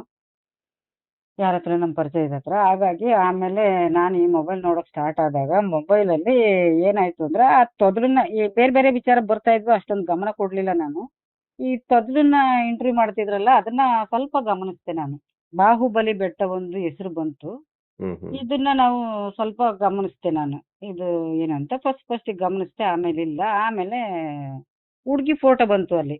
ಹ್ಮ್ ಹ್ಮ್ ಪ್ರಕೃತಿ ಚಿಕಿತ್ಸಾಲಯ ಹೆಸರು, ಹುಡ್ಗಿ ಫೋಟೋ ಎಲ್ಲ ಬಂತು. ಫಸ್ಟ್ ಫ್ಲಾಶ್ ಆಗ್ಲಿಲ್ಲ ನನ್ಗೆ. ಆಮೇಲೆ ಆ ಆ, ಸರಿ, ನೀವು ಪ್ರಕೃತಿ ಚಿಕಿತ್ಸಾಲಯದ ಮುಂದೆ 3-4 ಜನ ಮಾತಾಡ್ಕೊಂಡು ನಿಂತಿದ್ರಂತಲ್ಲ, ಮತ್ತೆ ಯಾರೋ ನೋಡಿದ್ರಂತಲ್ಲ, ಹಾಗೆ ಹೀಗೆ ಅಂತೆಲ್ಲ ಕೇಳ್ತಿದ್ರಲ್ಲ. ಅವಾಗ ನಾನು ಶಾಂತಿವನ ಪ್ರಕೃತಿ ಚಿಕಿತ್ಸಾಲಯ ಅಂದ್ರೆ, ಓ ಧರ್ಮಸ್ಥಳದಲ್ಲಿ ಇರೋದು ಇದು, ನಾವು ಹೋಗಿದ್ವಿ ಅವತ್ತು. ಈ ಹುಡುಗಿ ಮುಖ ಎಲ್ಲೋ ನೋಡಿದ್ವಿ ಅಂದ್ರೆ ನಮ್ ರಿಲೇಷನ್ ತರ ಇದೆಯಲ್ಲ ಅಂತ ನಾವು ಮಾತಾಡ್ಕೊಂಡ್ವಿ ಅಂತ ಆ ಅಮ್ಮನ್ ಜೊತೆಗೆ ಹೋಗಿ ನಮ್ ಜೊತೆ ಬಂದಿದ್ರು, ಕೆಂಚಮ್ಮ ಅಂತ. ಅವ್ರ ಮನೆಗೂ ನಮ್ಮ ಮನೆಗೂ ಸ್ವಲ್ಪ ದೂರ ಇದೆ. ಅಲ್ಲಿ ಹೋಗಿ ನಾನು ಅವ್ರ ಹತ್ರನೇ ಅಂಗನವಾಡಿಗೆ ನನಗೆ ರಿಟೈರ್ಡ್ ಆಗೋಕೆ ಮುಂಚಿಂದನೂ ಸ್ವಲ್ಪ ಒಂದ್ 2-3 ದಿವಸದಿಂದ ಈ ಮೊಬೈಲ್ ನೋಡೋಕ್ ಸ್ಟಾರ್ಟ್ ಮಾಡಿದ್ದೆ. ಆಮೇಲೆ ಒಂದ್ 2-3 ದಿನ ಆದ್ಮೇಲೆ ಇದನ್ನ ನೋಡಿದಾಗ ಅಮ್ಮನ್ ಜೊತೆ ಹೋಗಿ ಆ ಕೆಂಚಮ್ಮನವ್ರ ಜೊತೆಗೆ ಹೋಗಿ ತೋರಿಸ್ದೆ ಇದನ್ನ. ಆವಾಗ ಈ ಹುಡ್ಗಿ ಏನೋ ರೇಪ್ ಮಾಡಿ ಈ ತರ ಮರ್ಡರ್ ಮಾಡ್ಬಿಟ್ಟಿದಾರಂತೆ. ನಾವ್ ನೋಡುದ್ ಹುಡ್ಗಿ ಅಲ್ವಾ, ಇದೇ ಅಲ್ವಾ ಅಮ್ಮ ಅಂತ ನಾವ್ ಮಾತಾಡ್ಕೊಂಡ್ವಿ. ಅಯ್ಯೋ ಹ್ಞೂ ಕಣ್ ಮೇಡಮ್ ಅವ್ರೆ, ಇದೇ ಹಿಂಗ್ ಹಾಕ್ಬಿಟ್ಟಿದಾರ, ಹಾಗೆ ಹೀಗೆ ಅಂತ ಅವರು ತುಂಬಾನೇ ಇದ್ ಮಾಡ್ಕೊಂಡ್ರು. ಸರಿ, ಈ ತರ ಎಲ್ಲ ಆದ್ಮೇಲೆ ಮತ್ತೆ ನನ್ಗೆ ನೋಡ್ಬೇಕು ಅಂತ ತುಂಬಾ ಕ್ಯೂರಿಯಾಸಿಟಿ ಆಯ್ತು. ಹಾಗೆ ನೋಡ್ತಾ ವಿಚಾರಗಳು ಬಂತು. ಆಮೇಲೆ ಸಂತೋಷ್ ರಾವ್ ತೋರ್ಸಿದ್ರು ಹಿಂಗೆ ಅಂತ. ಇಲ್ವಲ್ಲ, ಸಂತೋಷ್ ರಾವ್ ಹಂಗೇನು ಹೊತ್ಕೊಂಡು ಹೋಗೋದು ನಾವೇನು ನೋಡಿ, ಇವ್ರು ಈ ಹುಡುಗಿನ ಕಿಡ್ನಾಪ್ ಮಾಡಿ ಕಾರಲ್ಲಿ ಹೊತ್ಕೊಂಡು ಹೋದವ್ರೆ ಇವ್ರು. ಇಲ್ಲಿ ಅಲ್ಲಿ ಮಾತಾಡ್ತಾ ಇದ್ರು, ಅವರು ಇದ್ರು, ದಪ್ಪ ಮುಖ, ಮತ್ತೆ ಇವನು ತೊದ್ಲ ಇದ್ದಿದ್ದು, ಆಮೇಲೆ ಇನ್ನೊಬ್ಬ ಇದ್ದಿದ್ದು, ಇವ್ರು 3 ಜನ, ಮತ್ತೆ ಅಲ್ಲಿ ಗಾಡಿಯಿಂದ ಇಳ್ದವನೊಬ್ಬ, ಇವರೆಲ್ಲ ಇದ್ರಲ್ಲ. ಇವರು ಕಿಡ್ನಾಪ್ ಮಾಡ್ಕೊಂಡು ಹೋಗಿದ್ದನ್ನ ಈ ಹುಡುಗಿನ ನಾವು ನೋಡಿದ್ವಲ್ಲ ಅಂತ. ಅವಾಗ ನನ್ಗೆ 1 by 1 ಎಲ್ಲ ಫ್ಲಾಶ್ ಆಯ್ತು ಸರ್. ಹ್ಮ್ ನಾನ್ ಫ್ಲಾಶ್ ಬ್ಯಾಕ್ ಹೋದೆ. ಹೋಗುವಾಗ ನಾವ್ ಎಲ್ಲಿ ಹೋಗಿದ್ವಿ, ಏನ್ ಮಾಡಿದ್ವಿ ಅವತ್ತು, ಡೇಟ್ ಎಕ್ಸಾಕ್ಟ್ ಆಗಿ ನಿಮ್ಗೆ ನೆನ್ಪಿತ್ತಾ? ಸರ್ ನನ್ಗೆ ನೆನ್ಪಿರ್ಲಿಲ್ಲ ಫಸ್ಟ್. ಹ್ಮ್ ಬಟ್ ಅದು ಒಂದು ಹುಡುಗಿ ಛತ್ರಿ ಇಟ್ಕೊಂಡು ಯೂನಿಫಾರ್ಮ್ ಹಾಕೊಂಡು ಹೋಗ್ತಾ ಇದ್ದಿದ್ದು, ಹುಡುಗಿ ಈ ಕಡೆ ತಿರುಗಿ ನೋಡಿದ್ದು, ಅವಳ ಮುಖ ಆವಾಗ ನೆನ್ಪಾಯ್ತು ನಂಗೆ. ಅಲ್ಲಿ ಫೋಟೋ ತೋರ್ಸಿದ್ರಲ್ಲ, ಹ್ಮ್ ಹ್ಮ್ ಅದು ನೆನ್ಪಾಯ್ತು ಸರ್. ಪಕ್ಕಾ ಇದೇ ಹುಡುಗಿನೇ ಹಿಂಗೇನೆ ಮಾಡಿದ್ದು. ಆಮೇಲೆ ಟೈಮು 3:50ಕ್ಕೆ ಅಲ್ಲಿ ಹೋಗಿದೀವಿ, 4:15 ಅಷ್ಟರಲ್ಲಿ ಅವ್ರು ಅಪಹರಣ ಮಾಡ್ಕೊಂಡು ಹೊರಟೋಗ್ಬಿಟ್ರು. ಹ್ಮ್ ಹ್ಮ್ ಹ್ಮ್ ಆವಾಗ ನನ್ಗೆ ನಾವು ಅಲ್ಲಿ ಹೋಗಿದ್ವಿ, ಕತ್ಲೆ ಆಯ್ತು ಅಂತ ವಾಪಸ್ ಬಂದ್ಬಿಟ್ಟು ನಮ್ಮನ್ನ ವಾಪಸ್ ಕಳ್ಸಿದ್ರು. ಇವರು ಇದಕ್ಕೆ ವಾಪಸ್ ಕಳ್ಸಿದಾರೆ ಇವರು ಅಂತ. ಅವಾಗ ನಾವು ಕಿಡ್ನಾಪ್ ಆದದ್ದೇ ನಾವು ನೋಡಿದ್ವಿ, ನಾವು ಅವ್ರ ಹತ್ರ ಮಾತಾಡಿದೀವಲ್ಲ ಅಂತ. ಆಮೇಲೆ ಇನ್ನೊಂದು ವಿಚಾರ, ಕಿಡ್ನಾಪ್ ಆಗಿದ್ದು ಅಂತ ಗೊತ್ತಾಯ್ತಲ್ಲ, ನಾವು ಕಿಡ್ನಾಪ್ ಆಗಿದ್ದು ಒಂದು ಕೇಸ್ ನೋಡಿದ್ದು ಅಲ್ಲಿ ಅಂತ ಅನ್ನೋದು, ಅದು ಒಂದು ನನ್ನ ತಲೆ ಒಳಗಿತ್ತು. ಹ್ಮ್ ಹ್ಮ್ ಆವಾಗ ಇವು ಫೋಟೋ ನೋಡಿದ್ಮೇಲೆ ನನ್ಗೆ ಪಕ್ಕ ಆಯ್ತದು. ಹ್ಮ್ ಹ್ಮ್ ಆಗ ನಾನು ಅನ್ಕೊಂಡೆ, ಇದು ಏನು ನಾವು ನೋಡಿದೀವಿ, ಯಾರನ್ನ ತೋರಿಸ್ತಾ ಇದ್ರಲ್ಲ ಇವ್ರು ಯಾರು, ಅವ್ರು ಯಾರು, ಅವರು ಹುಡುಗಿನ ಕಿಡ್ನಾಪ್ ಮಾಡ್ಕೊಂಡು ಹೋದಾರ ಅವರು. ಇದಿಷ್ಟೇ ನನಗೆ ಗೊತ್ತಿರೋದು. ಕಿಡ್ನಾಪ್ ಮಾಡಿದ್ದಷ್ಟೇ ನನಗೆ ಗೊತ್ತು, ಬೇರೆ ಏನು. ಆಮೇಲೆ ಆ ವ್ಯಕ್ತಿಗಳು ಗೊತ್ತು. ಬೇರೆ ಆ ಸಂತೋಷ್ ರಾವ್ ಆಗ್ಲಿ ಇನ್ನೊಂದಾಗ್ಲಿ ಅವಳದು ಅತ್ಯಾಚಾರ ಆಗಿದೆ, ಹತ್ಯೆ ಆಗಿದೆ, ಬೇರೆ ಏನು ಗೊತ್ತಿರ್ಲಿಲ್ಲ ಸರ್ ನನಗೆ. ಹ್ಮ್ ಹ್ಮ್ ಹ್ಮ್ ಅದನ್ನ ಏನ್ ಮಾಡೋದು, ಬೇರೆ ಏನು ನಮ್ಗೇನು ಗೊತ್ತಿಲ್ಲ. ಒಟ್ಟಾರೆ ಕಿಡ್ನಾಪ್ ಮಾಡ್ಕೊಂಡು ಹೋಗಿದ್ದು ಮಾತ್ರ ಇವ್ರೇ, ಅದನ್ನ ನಾನು ಹೇಳ್ಬೇಕು ಅಂತ ನಾನೇನ್ ಮಾಡಿದೆ, ಧರ್ಮಸ್ಥಳದ ವಿಚಾರಗಳು ಇನ್ನುವೇ ನನ್ಗೆ ಅಷ್ಟೊಂದು ಎಲ್ಲ ಆಗಿರೋ ಪ್ರಕರಣಗಳ ಬಗ್ಗೆ ಇನ್ನೂ ಏನು ಗೊತ್ತಾಗಿರ್ಲಿಲ್ಲ. ಹ್ಮ್ ಹ್ಮ್ ಏನು ಈ ಕೇಸ್ ಎಂತದ್ದು ಸಾಕ್ಷಿ ಹೇಳಕ್ ಹೋದವ್ರು, ಮತ್ತೆ ಅದ್ ಇನ್ಯಾರ್ಯಾರು ಹೋಗಿ ಸೂಸೈಡ್ ಮಾಡ್ಕೊಂಡ್ರು ಅಂತೇಳಿ ಅವ್ರನ್ನೆಲ್ಲ ಸಾಯಿಸಿರೋದು, ಇದೆಲ್ಲ ವಿಚಾರ ನನ್ಗೇನು ಗೊತ್ತಾಗಿರ್ಲಿಲ್ಲ. ಕ್ರಮೇಣ ನೋಡ್ತಾ ಗೊತ್ತಾಯ್ತು. ಯಾರೋ ರವಿ ಪೂಜಾರಿ ಅನ್ನೋನಂತೆ ಊಟ ತಗೊಂಡು ಹೋಗಿ ಕೊಟ್ಟಿದ್ನಂತೆ. ಅವನು ಡ್ರಿಂಕ್ಸ್ ಮಾಡಿ ಎಲ್ಲರ ಜೊತೆ ಹೇಳ್ತಾ ಇದ್ನಂತೆ, ಅವನಿಗೆ ದುಡ್ಡು ಕೊಟ್ಟಿದ್ರಂತೆ, ಅವನ್ನ ಆಮೇಲೆ ಹ್ಯಾಂಗ್ ಮಾಡಿ ಸಾಯಿಸ್ಬಿಟ್ರಂತೆ ಅಂತ ಅನ್ನೋದೆಲ್ಲ ಆಮೇಲೆ ಗೊತ್ತಾಗ್ತಾ ಇತ್ತು. ಆಮೇಲೆ ಪೊಲೀಸ್ನವರು ಇದನ್ನ ಸರಿಯಾಗಿ ತನಿಖೆ ಮಾಡ್ಲಿಲ್ಲ, ಸುಮ್ನೆ ಅವನನ್ನ ಇದ್ ಮಾಡಿದ್ದಾರೆ, ಅರೆಸ್ಟ್ ಮಾಡಿದ್ದಾರೆ. ಬಾಹುಬಲಿ ಬೆಟ್ಟದ ಮೇಲೆ ಕೂತಿದ್ದವನ 3ನೇ ದಿನಕ್ಕೆ ಅರೆಸ್ಟ್ ಮಾಡಿದ್ರು. ಅಂದ್ರೆ ಅವತ್ ಕಿಡ್ನಾಪ್ ಮಾಡಿದವ್ರು ಇವ್ರು.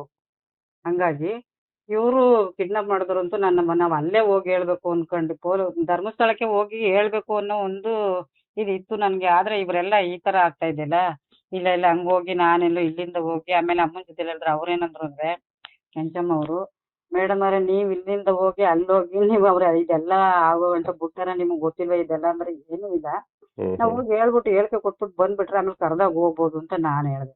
ಅಷ್ಟು ಸುಲಭ ಎಲ್ಲ ಬೇರೆ ಕಡೆ ಹೋಗುದು ಅಂತ ಅಂದ್ರು. ಆಮೇಲೆ ಹಂಗೆ ಅವ್ರು ಹೇಳ್ದಂಗೆನೆ ಇಲ್ಲಿ ಬರ್ತಾ ಇತ್ತು.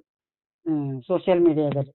ಹ್ಮ್ ಹ್ಮ್ ಅವ್ರಿಗೆ ಬೇಕಾಗಿರೋರ್ನ ಅಷ್ಟೇ ಅವರು ಚೂಸ್ ಮಾಡ್ಕೊಂಡಿದ್ದಾರೆ ಸಾಕ್ಷಿ ಹೇಳಕ್ಕೆ. ಅವ್ರು ಹೇಳ್ದವ್ರನ್ನೇ ತಕೊಂಡೋಗಿ ಅರೆಸ್ಟ್ ಮಾಡಿದ್ದಾರೆ. ಮತ್ತೆ ಇವು ಅವ್ರನ್ನ ಬೇರೆಯವ್ರು ಯಾರೋ ಇದ್ದಾರೆ ಅಂತ ಹೇಳಿದ್ರು, ಅವ್ರನ್ನ ಯಾರನ್ನು ಇವರು ಸರಿಯಾಗಿ ತನಿಖೆ ಮಾಡಿದ, ಹಾಗೆ ಹೀಗೆ ಅಂತೆಲ್ಲ ಬರ್ತಾ ಇತ್ತು. ಆವಾಗ ನಾನು ಸ್ವಲ್ಪ ಹಿಂಜರ್ಬಿಟ್ಟು ಏನ್ ಮಾಡೋದು ಇದ್ರ ಬಗ್ಗೆ, ಪಾಪ ಹುಡ್ಗಿನ ಹಿಂಗ್ ಮಾಡಿದಾರಲ್ಲ, 6 ಇಂಚ್ ಮಣ್ಣು ತುಂಬಿದಾರಂತೆ. ನನ್ಗೆ ಅವತ್ತೇ ಗೊತ್ತಿದ್ರೆ ಆಮೇಲೆ ಅವತ್ತಿನ ಈಚೆಗೆ ಸರ್ ಎಲ್ಲೂ ಪ್ರಚಾರ ಆಗಿರೋದು ನಾನು ನೋಡೇ ಇಲ್ಲ. ಹ್ಮ್ ಹ್ಮ್ ಹ್ಮ್ ಯಾವ ಪೇಪರ್ ಬಂದಿತ್ತು ಮತ್ತೆ ಟಿವಿಲೆಲ್ಲ ಬಂದಿತ್ತು ಅಂದ್ರೆ, ಯಾವ ಟಿವಿಲಿ ಬಂದ ನಮ್ಮ ಮನೇಲಿ ಟಿವಿ ಇಲ್ದಿದ್ರೆ ನಾನು ಹೋಗೋ ಮನೇಲಾದ್ರೂ ಒಂದ್ 5 ನಿಮಿಷ 10 ನಿಮಿಷ ಕೂತ್ಕೊತಿದ್ದೆ ಅಂಗನವಾಡಿಗೆ ಹೋದಾಗ, ಅಲ್ಲಿ ಇಲ್ಲಿ ಸರ್ವೆ ಗಿರ್ವೆ ಮಾಡಕ್ ಹೋದಾಗ. ನಿಮ್ ಅವಾಗ ಗಮನಕ್ಕೆ ಬಂದಿರ್ಲಿಲ್ಲ ಅಷ್ಟೇ. ಆವಾಗ ಟಿವಿ ಎಲ್ಲ ಅವ್ರು ಆನ್ ಮಾಡ್ತಿದ್ರು, ಎಲ್ಲೂ ನನ್ ಗಮನಕ್ಕೆ ಬಂದಿರ್ಲಿಲ್ಲ ಸರ್ ಅದು. ಹ್ಮ್ ಹಾಗಾಗಿ ಈಗ ಸೋಷಿಯಲ್ ಮೀಡಿಯಾದಲ್ಲಿ ಯಾವಾಗ ಯೂಟ್ಯೂಬ್ ಅಲ್ಲಿ ನೋಡಕ್ ಸ್ಟಾರ್ಟ್ ಮಾಡಿದೆ, ಅವಾಗಿಂದಾನೇ ನಮ್ಗೆ ವಿಷಯ ಗೊತ್ತಾಗಿದ್ದು. ಹಾಗಾಗಿ ಅವಾಗ ನಾನು ಒಂದು ಕ್ಯೂರಿಯಾಸಿಟಿಯಾಗಿ ನಾನು ಹೋಗ್ಬೇಕು ಹೇಳ್ಬೇಕು ಅನ್ಕೊಂಡಿರ್ಬೇಕಾದ್ರೇನೆ, ಎಷ್ಟು ಹೋದ ವರ್ಷ ಆಚೆ ವರ್ಷ ಸೆಪ್ಟೆಂಬರ್ ಅಲ್ಲಿ ನಾನು ರಿಟೈರ್ಡ್ ಆದ ಒಂದ್ 2 ತಿಂಗಳಲ್ಲೇನೋ ಒಡನಾಡಿ ಸಂಸ್ಥೆಯವರು ಒಂದು ಆಡ್ ಕೊಟ್ಟಿದ್ರು. ಹ್ಮ್ ಹ್ಮ್ ಸ್ಟ್ಯಾನ್ಲಿ ಸರ್ ಅದೇ ನನಗೆ ಇವಾಗ ಪರಿಚಯ ಆಗಿರೋದು, ಅವರೆಲ್ಲ ಹೆಸರು ಎಲ್ಲ. ಅವಾಗ ಅವ್ರು ಯಾರು ಏನು ಅಂತ ನನಗೆ ಗೊತ್ತೇ ಇರ್ಲಿಲ್ಲ. ಹ್ಮ್ ಹ್ಮ್ ಒಂದು ಆಡ್ ಕೊಟ್ಟಾಗ ಒಡನಾಡಿ ಅಂತ ಮೈಸೂರು ಒಡನಾಡಿ ಅಂತ ಅಷ್ಟೇ ಕೊಟ್ಟಿದ್ರು ಅವರು. ಈ ತರ ಸೌಜನ್ಯ ಪ್ರಕರಣ ಧರ್ಮಸ್ಥಳ ಇಂಥ ಡೇಟಲ್ಲಿ ಹಿಂಗ್ ಆಗಿದೆ, ಇನ್ನೂ ನ್ಯಾಯ ಸಿಕ್ಕಿಲ್ಲ ಅಂತ ಹೇಳ್ತಾ ಇರ್ಬೇಕಾದ್ರೆ ನನ್ಗೊಂಚೂರು ಇದಾಯ್ತು. ಹೇಳ್ಬೇಕು, ನಾನು ಅಲ್ಲಿಗಾದ್ರೂ ಹೋಗಿ ಹೇಳ್ಬೇಕು ಅನ್ನೋ ಒಂದು ಇವತ್ತು ನೈಟ್ ನೋಡಿದೆ, ಬೆಳಿಗ್ಗೆನೆ ಎದ್ದು ಹೊರಟ್ಬಿಟ್ಟೆ ಸರ್ ಅಲ್ಲಿಗೆ.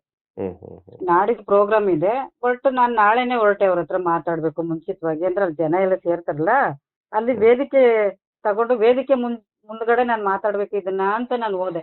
ಹ್ಮ್ ಹ್ಮ್ ಹ್ಮ್ ಆದ್ರೆ ಸರ್ ನಾನು ಹೋಗಿ ಹುಡುಕಿ ಬೆಳಗ್ಗೆ 8 ಗಂಟೆಗೆ ಮನೆ ಬಿಟ್ಟವಳು. ಅವ್ರನ್ನ ಭೇಟಿ ಮಾಡೋದಕ್ಕೆ 3 ಗಂಟೆ ಆಯ್ತು ಸರ್ ಮಧ್ಯಾಹ್ನ.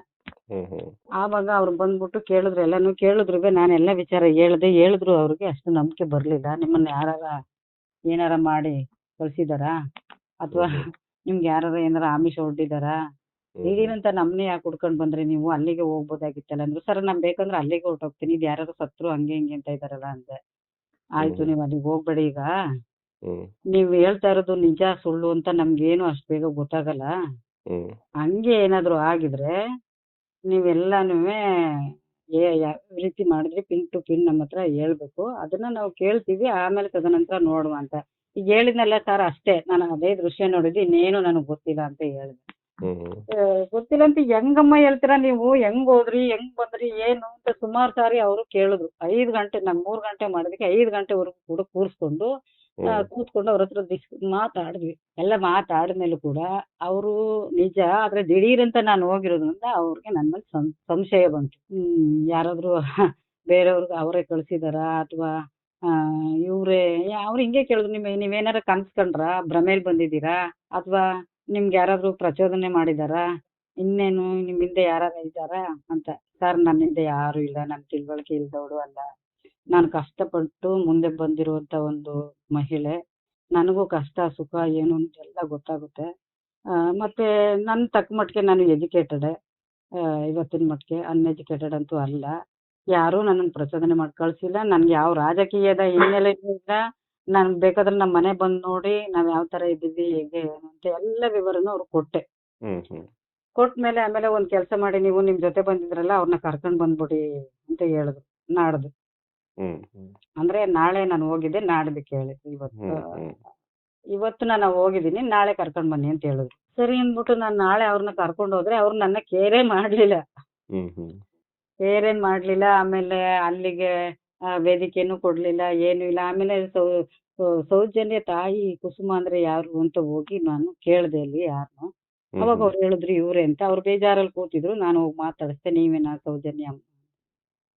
ಹೌದು ಅಂದ್ಬಿಟ್ಟು ಅವ್ರು ಆ ಕಡೆ ತಿರ್ಕೊಂಡು ಕೂತ್ಕೊಂಡ್ರು. ಮತ್ತೆ ಅವ್ರ ಹತ್ರ ದಿಢೀರ್ ಅಂತ ಹೋಗಿ ನಾನು ಎಲ್ಲಾನು ಕೇಳೋದು, ಅಥವಾ ನೀನ್ ಅವ್ರ ಹತ್ರ ನಂಬರ್ ಇಸ್ಕೋಬೇಕು, ಅವ್ರ ಜೊತೆ ಮಾತಾಡ್ಬೇಕು ಅಂತ ತುಂಬಾ ಇತ್ತು. ಬಟ್ ಅವರು ಏನು ಸರಿಯಾಗಿ ಸ್ಪಂದಿಸ್ಲಿಲ್ಲ. ಅಲ್ಲಿ ಬೇರೆ ಇದು ನಡೀತಾ ಇತ್ತು, ಪ್ರೋಗ್ರಾಮ್ ನಡೀತಾ ಇತ್ತು. ಹಾಗಾಗಿ ನನ್ಗೂ ಬೇಜಾರಾಯ್ತು, ಈ ಕಡೆಗೆ ಬಂದ್ಬಿಟ್ಮೇಲೆ ಇವ್ರು ಏನ್ ಮಾಡಿದ್ರು, ಇಲ್ಲಿ ಇನ್ನೊಬ್ರು ಅಲ್ಲಿ ವರ್ಕ್ ಮಾಡ್ತಾರಲ್ಲ ಸ್ಟಾಫ್, ಅವ್ರಿಗೆ ಹೇಳಿದ್ರು ಇವ್ರು ಏನ್ ಹೇಳ್ತಾರೆ ಅದನ್ನ ವಿಡಿಯೋ ಮಾಡ್ಕೊಳ್ಳಿ ಅಂತ. ಅದನ್ನ ಮಾಡ್ಕೊಂಡ್ರು ಅವರು. ನಾವಿಬ್ರು ಮಾತಾಡಿದ್ವಿ, ನಾವು ಹೋಗಿದ್ದವರು. ಅದನ್ನ ಮಾಡ್ಕೊಂಡು ಒಂದ್ ತುಣುಕ್ ಏನೋ ಬಿಟ್ಟಿದ್ರೇನೋ ಅದನ್ನ ಎಲ್ಲ ಕಡೆ ನೋಡಿದ್ದಾರೆ. ಬಟ್ ಅವಾಗ ಅಷ್ಟೊಂದು ಜನ ಮುಗಿ ಬಿದ್ದಿರ್ಲಿಲ್ಲ. ಈಗ ಸರಿ ಅಂದ್ಬಿಟ್ಟು ಆಮೇಲೆ ಅದಾದ್ಮೇಲೆ ನನ್ನನ್ನ ಇನ್ನೊಂದ್ಸಾರಿ ಕರೆದು ಎಲ್ಲ ಮಾತಾಡಿದ್ರು. ಇಲ್ಲ ಸರ್ ಇದು ಸತ್ಯವಾಗಿ ನಾನು ನೋಡಿರೋದು ಅಂತ. ನೀವು ಸತ್ಯವಾಗಿ ಹೇಳ್ತಿದ್ದೀರಿ ಅಂತ ಹೆಂಗ್ ನಂಬುದು ಅಂದ್ರೆ, ಬನ್ನಿ ಸರ್ ನಮ್ಮ ಮನೆ ಹತ್ರ ನನ್ನ ನೋಡಿ, ನಾನು ಕೆಲಸ ಮಾಡೋ ಜಾಗ ನೋಡಿ ಅಂತ ಎಲ್ಲ. ಆಮೇಲೆ ನಮ್ಮ ಮನೆ ದೇವ್ರು ಮಂಜುನಾಥ ಸ್ವಾಮಿನೇ, ಅಂದ್ರೆ ಈಶ್ವರ ನಮ್ಮ ಮನೆ ದೇವ್ರು. ನಮ್ಮ ಮನೆ ಮುಂದೆನೆ ಒಂದು ದೇವಸ್ಥಾನ ಇದೆ, ಅಲ್ಲೇ ಬನ್ನಿ ಬೇಕಾದ್ರೆ ನಾನು ಪ್ರಮಾಣ ಮಾಡಿ ಹೇಳ್ತೀನಿ ಅಂತೆಲ್ಲ ಇವ್ರಿಗೆ ಹೇಳಿದ್ಮೇಲೆ ಇವರು ಒಂದ್ ದಿವಸ ಬಂದ್ರು. ಯಾರ್ಯಾರು ಬಂದ್ರು? ಸರ್ ಬಂದ್ರು, Stanley Stanley sir. Stanley sir ಮತ್ತೆ ಪರಶುರಾಮ್ ಸರ್ ಹ್ಮ್ ಇವರು ಬಂದ್ರು ಸರ್. ಬಂದ್ಬಿಟ್ಟು ಆ ಬನ್ನಿ ಫೋನ್ ಮಾಡಿದ್ರು ನನ್ಗೆ, ಹಿಂಗ್ ಬರ್ತಾ ಇದೀವಿ ನಾವು, ನಿಮ್ ಮನೆ ಹತ್ರ ಯಾವ್ದು ದೇವಸ್ಥಾನ ಇದೆ ಅಂತಲ್ಲ, ಅಲ್ಲಿಗೆ ಹೋಗೋಣ ಬನ್ನಿ ಅಂತ ಹೇಳಿದ್ರು. ಸರಿ ನಾನು ಹೋದೆ ಸರ್, ಇಲ್ಲೇ ಅರ್ಕೇಶ್ವರ ದೇವಸ್ಥಾನ ಇದೆ ಬನ್ನಿ ಅಂದ್ಬಿಟ್ಟು ಹೋದೆ ಸರ್. ನಾನು ಅಲ್ಲಿ ಹೋಗಿ ಒಂದು ಪೂಜೆ ಮಾಡಿಸ್ಬಿಟ್ಟು ಪೂಜೆ ಆಯ್ತು. ಯಾರು ಪರಶುರಾಮ್ ಸರ್ ಹೇಳಿದ್ರು, ಪೂಜೆ ಮಾಡಿಸ್ಬಿಟ್ಟು, ಹೇಳಮ್ಮ ನೀವ್ ಹೇಳ್ತಾ ಇರೋದೆಲ್ಲ ಸತ್ಯ ಅನ್ನೋದು, ದೇವ್ರ ಮುಂದೆ ನಿಂತ್ಕೊಂಡಿದ್ದೀರಿ, ದೇವ್ರಿಗೆ ಕೇಳಿಸ್ಕೋಬೇಕು ಇದನ್ನ, ನೀವು ಹೇಳಿ ಅಂತ ಹೇಳಿದ್ರು. ನೋಡಿ ಸರ್, ದೇವ್ರ ಸತ್ಯವಾಗ್ಲೂ ನಾನು ಸತ್ಯನೇ ಹೇಳ್ತೀನಿ, ಸ್ವಾಮಿ ಭಗವಂತ ಶಿವ, ನಾನು ಹೇಳ್ತಾ ಇರೋದನ್ನ ಇವ್ರು ನಂಬ್ತಾ ಇಲ್ಲ. ಸೌಜನ್ಯ ಅನ್ನೋ ಒಂದು ಹುಡುಗಿನ, ಆದ್ರೆ ಅವಾಗ ಸೌಜನ್ಯ ಅಂತ ಗೊತ್ತಿರಲಿಲ್ಲ, ಆಮೇಲೆ ಗೊತ್ತಾಯ್ತು ಸೌಜನ್ಯ ಒಂದು ಹುಡುಗಿನೆಲ್ಲ ಅಪಹರಣ ಮಾಡಿದ್ರಲ್ಲ ಧರ್ಮಸ್ಥಳದಲ್ಲಿ, ಶಾಂತಿವನದಲ್ಲಿ. ಅದನ್ನ ನಾನು ನೋಡಿರೋದನ್ನೇ ಇವ್ರ ಮುಂದೆ ಹೇಳ್ತಾ ಇದ್ದೀನಿ, ಇವ್ರು ನಂಬುವ ಮಾಡು ಭಗವಂತ ನನ್ನನ್ನ.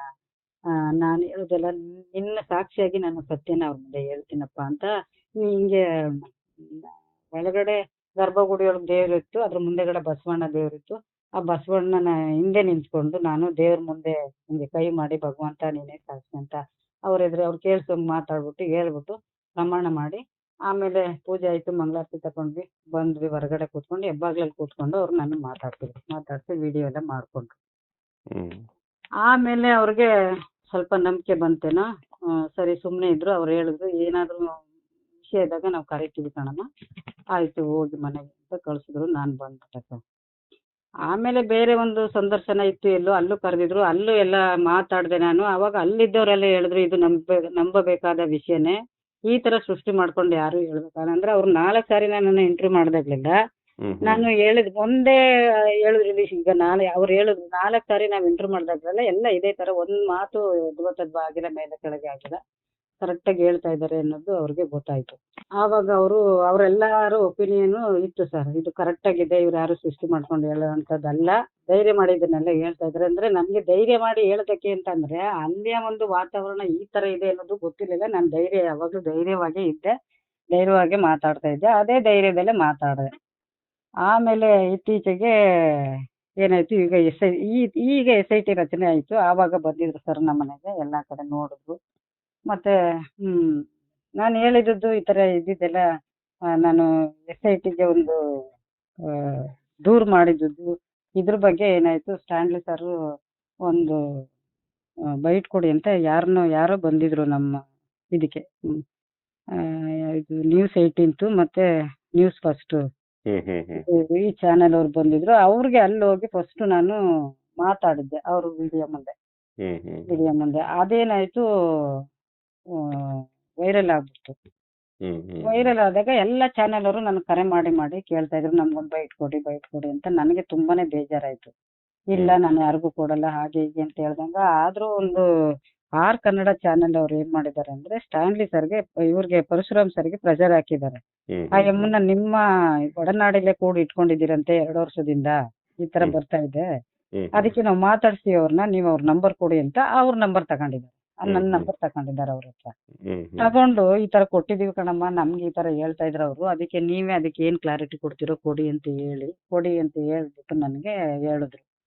ಸರಿ, ನಾನು ಅವತ್ತು ಸಾಯಿಬಾಬಾ ಮಂದಿರದಲ್ಲಿದ್ದೆ ಸರ್, ದೇವಸ್ಥಾನದಲ್ಲಿದ್ದೆ. ಅವಾಗ ನಾನು ಹೇಳ್ದೆ, ಈ ತರ ದೇವಸ್ಥಾನದಲ್ಲಿ ಇದ್ದೀನಪ್ಪ, ನಮ್ಗೆ ಬರಕ್ ಸಮಯ ಇಲ್ಲ ಅಂತ. ನಾವು ಅಲ್ಲಿಗೆ ಬರ್ತೀವಿ ಮೇಡಮ್, ದಯವಿಟ್ಟು ನೀವು ಒಂದು ಬೈಟ್ ಕೊಡಿ ಅಂತ ಹೇಳ್ಬಿಟ್ಟು ಬಂದ್ಬಿಟ್ಟು ಸರ್ ಅವರು. ನಾನು ಇದ್ದಕ್ಕಿದ್ದಂಗೆ ಏನ್ ಮಾಡೋದು ಅಂದ್ಬಿಟ್ಟು ಸೀರಿಯಸ್ ಆಗಿ ಮುಚ್ಕೊಂಡು ಅವ್ರಿಗೆ ಇರೋ ವಿಚಾರ ಎಲ್ಲ ಹೇಳ್ದೆ, ಅವ್ರಿಗೆ ಎಲ್ಲ ಕ್ಲಾರಿಟಿ ಕೊಟ್ಟೆ. ಅವ್ರೊಂದು ಫೋಟೋ ತೋರಿಸಿದ್ರು ನನಗೆ. ಆ ಫೋಟೋದಲ್ಲಿ ಅದು ಫ್ಯಾಮಿಲಿ ಫೋಟೋ. ಆ ಕಾರಿಂದ ಇಳಿದ ವ್ಯಕ್ತಿನ ನಾನು ಐಡೆಂಟಿಫೈ ಮಾಡಿದೆ ಅದ್ರಲ್ಲಿ. ಇವ್ರಿಗೆ ಗೊತ್ತಾಗೋಯ್ತು, ಇವ್ರು ಸತ್ಯನೇ ಹೇಳ್ತಾ ಇರೋದು ಅಂತ ಇವ್ರಿಗೆ ಗೊತ್ತಾಗೋಯ್ತು ಸರ್. ಗೊತ್ತಾದ್ಮೇಲೆ ಅವ್ರೆಲ್ಲ ಮುಗಿದ್ಮೇಲೆ ಏನ್ ಹೇಳಿದ್ರು ಅಂದ್ರೆ, ಮೇಡಮ್ ಬನ್ನಿ ಕಾರಲ್ಲಿ ಕೂತ್ಕೊಳ್ಳಿ ಅಂತ ಹೇಳಿದ್ರು. ಯಾಕೆ ಅಂತ ಕೇಳಿದೆ ನಾನು. ಕಾರಲ್ಲೇನೆ ಕೂತ್ಕೋಬೇಕು ಅಂದೆ ನಾನು. ಇಲ್ಲ ಸುಮ್ನೆ ಕರಿತಾ ಇದೀವಿ, ಬನ್ನಿ ಹೋಟ್ಲಿಗೆ ಹೋಗೋಣ ಅಂದ್ರು. ಇಲ್ಲ ನಾವ್ ಯಾರ ಜೊತೆಲೂ, ನಾನೇ ಎಲ್ಲೂ ಹೋಗಿ ಹೋಟ್ಲಲ್ಲೇ ತಿನ್ನಲ್ಲ, ನಿಮ್ ಜೊತೆಲಿ ಬರಕ್ ಆಗಲ್ಲ ಆ ರೀತಿ ಅಂತ ಹೇಳ್ದೆ.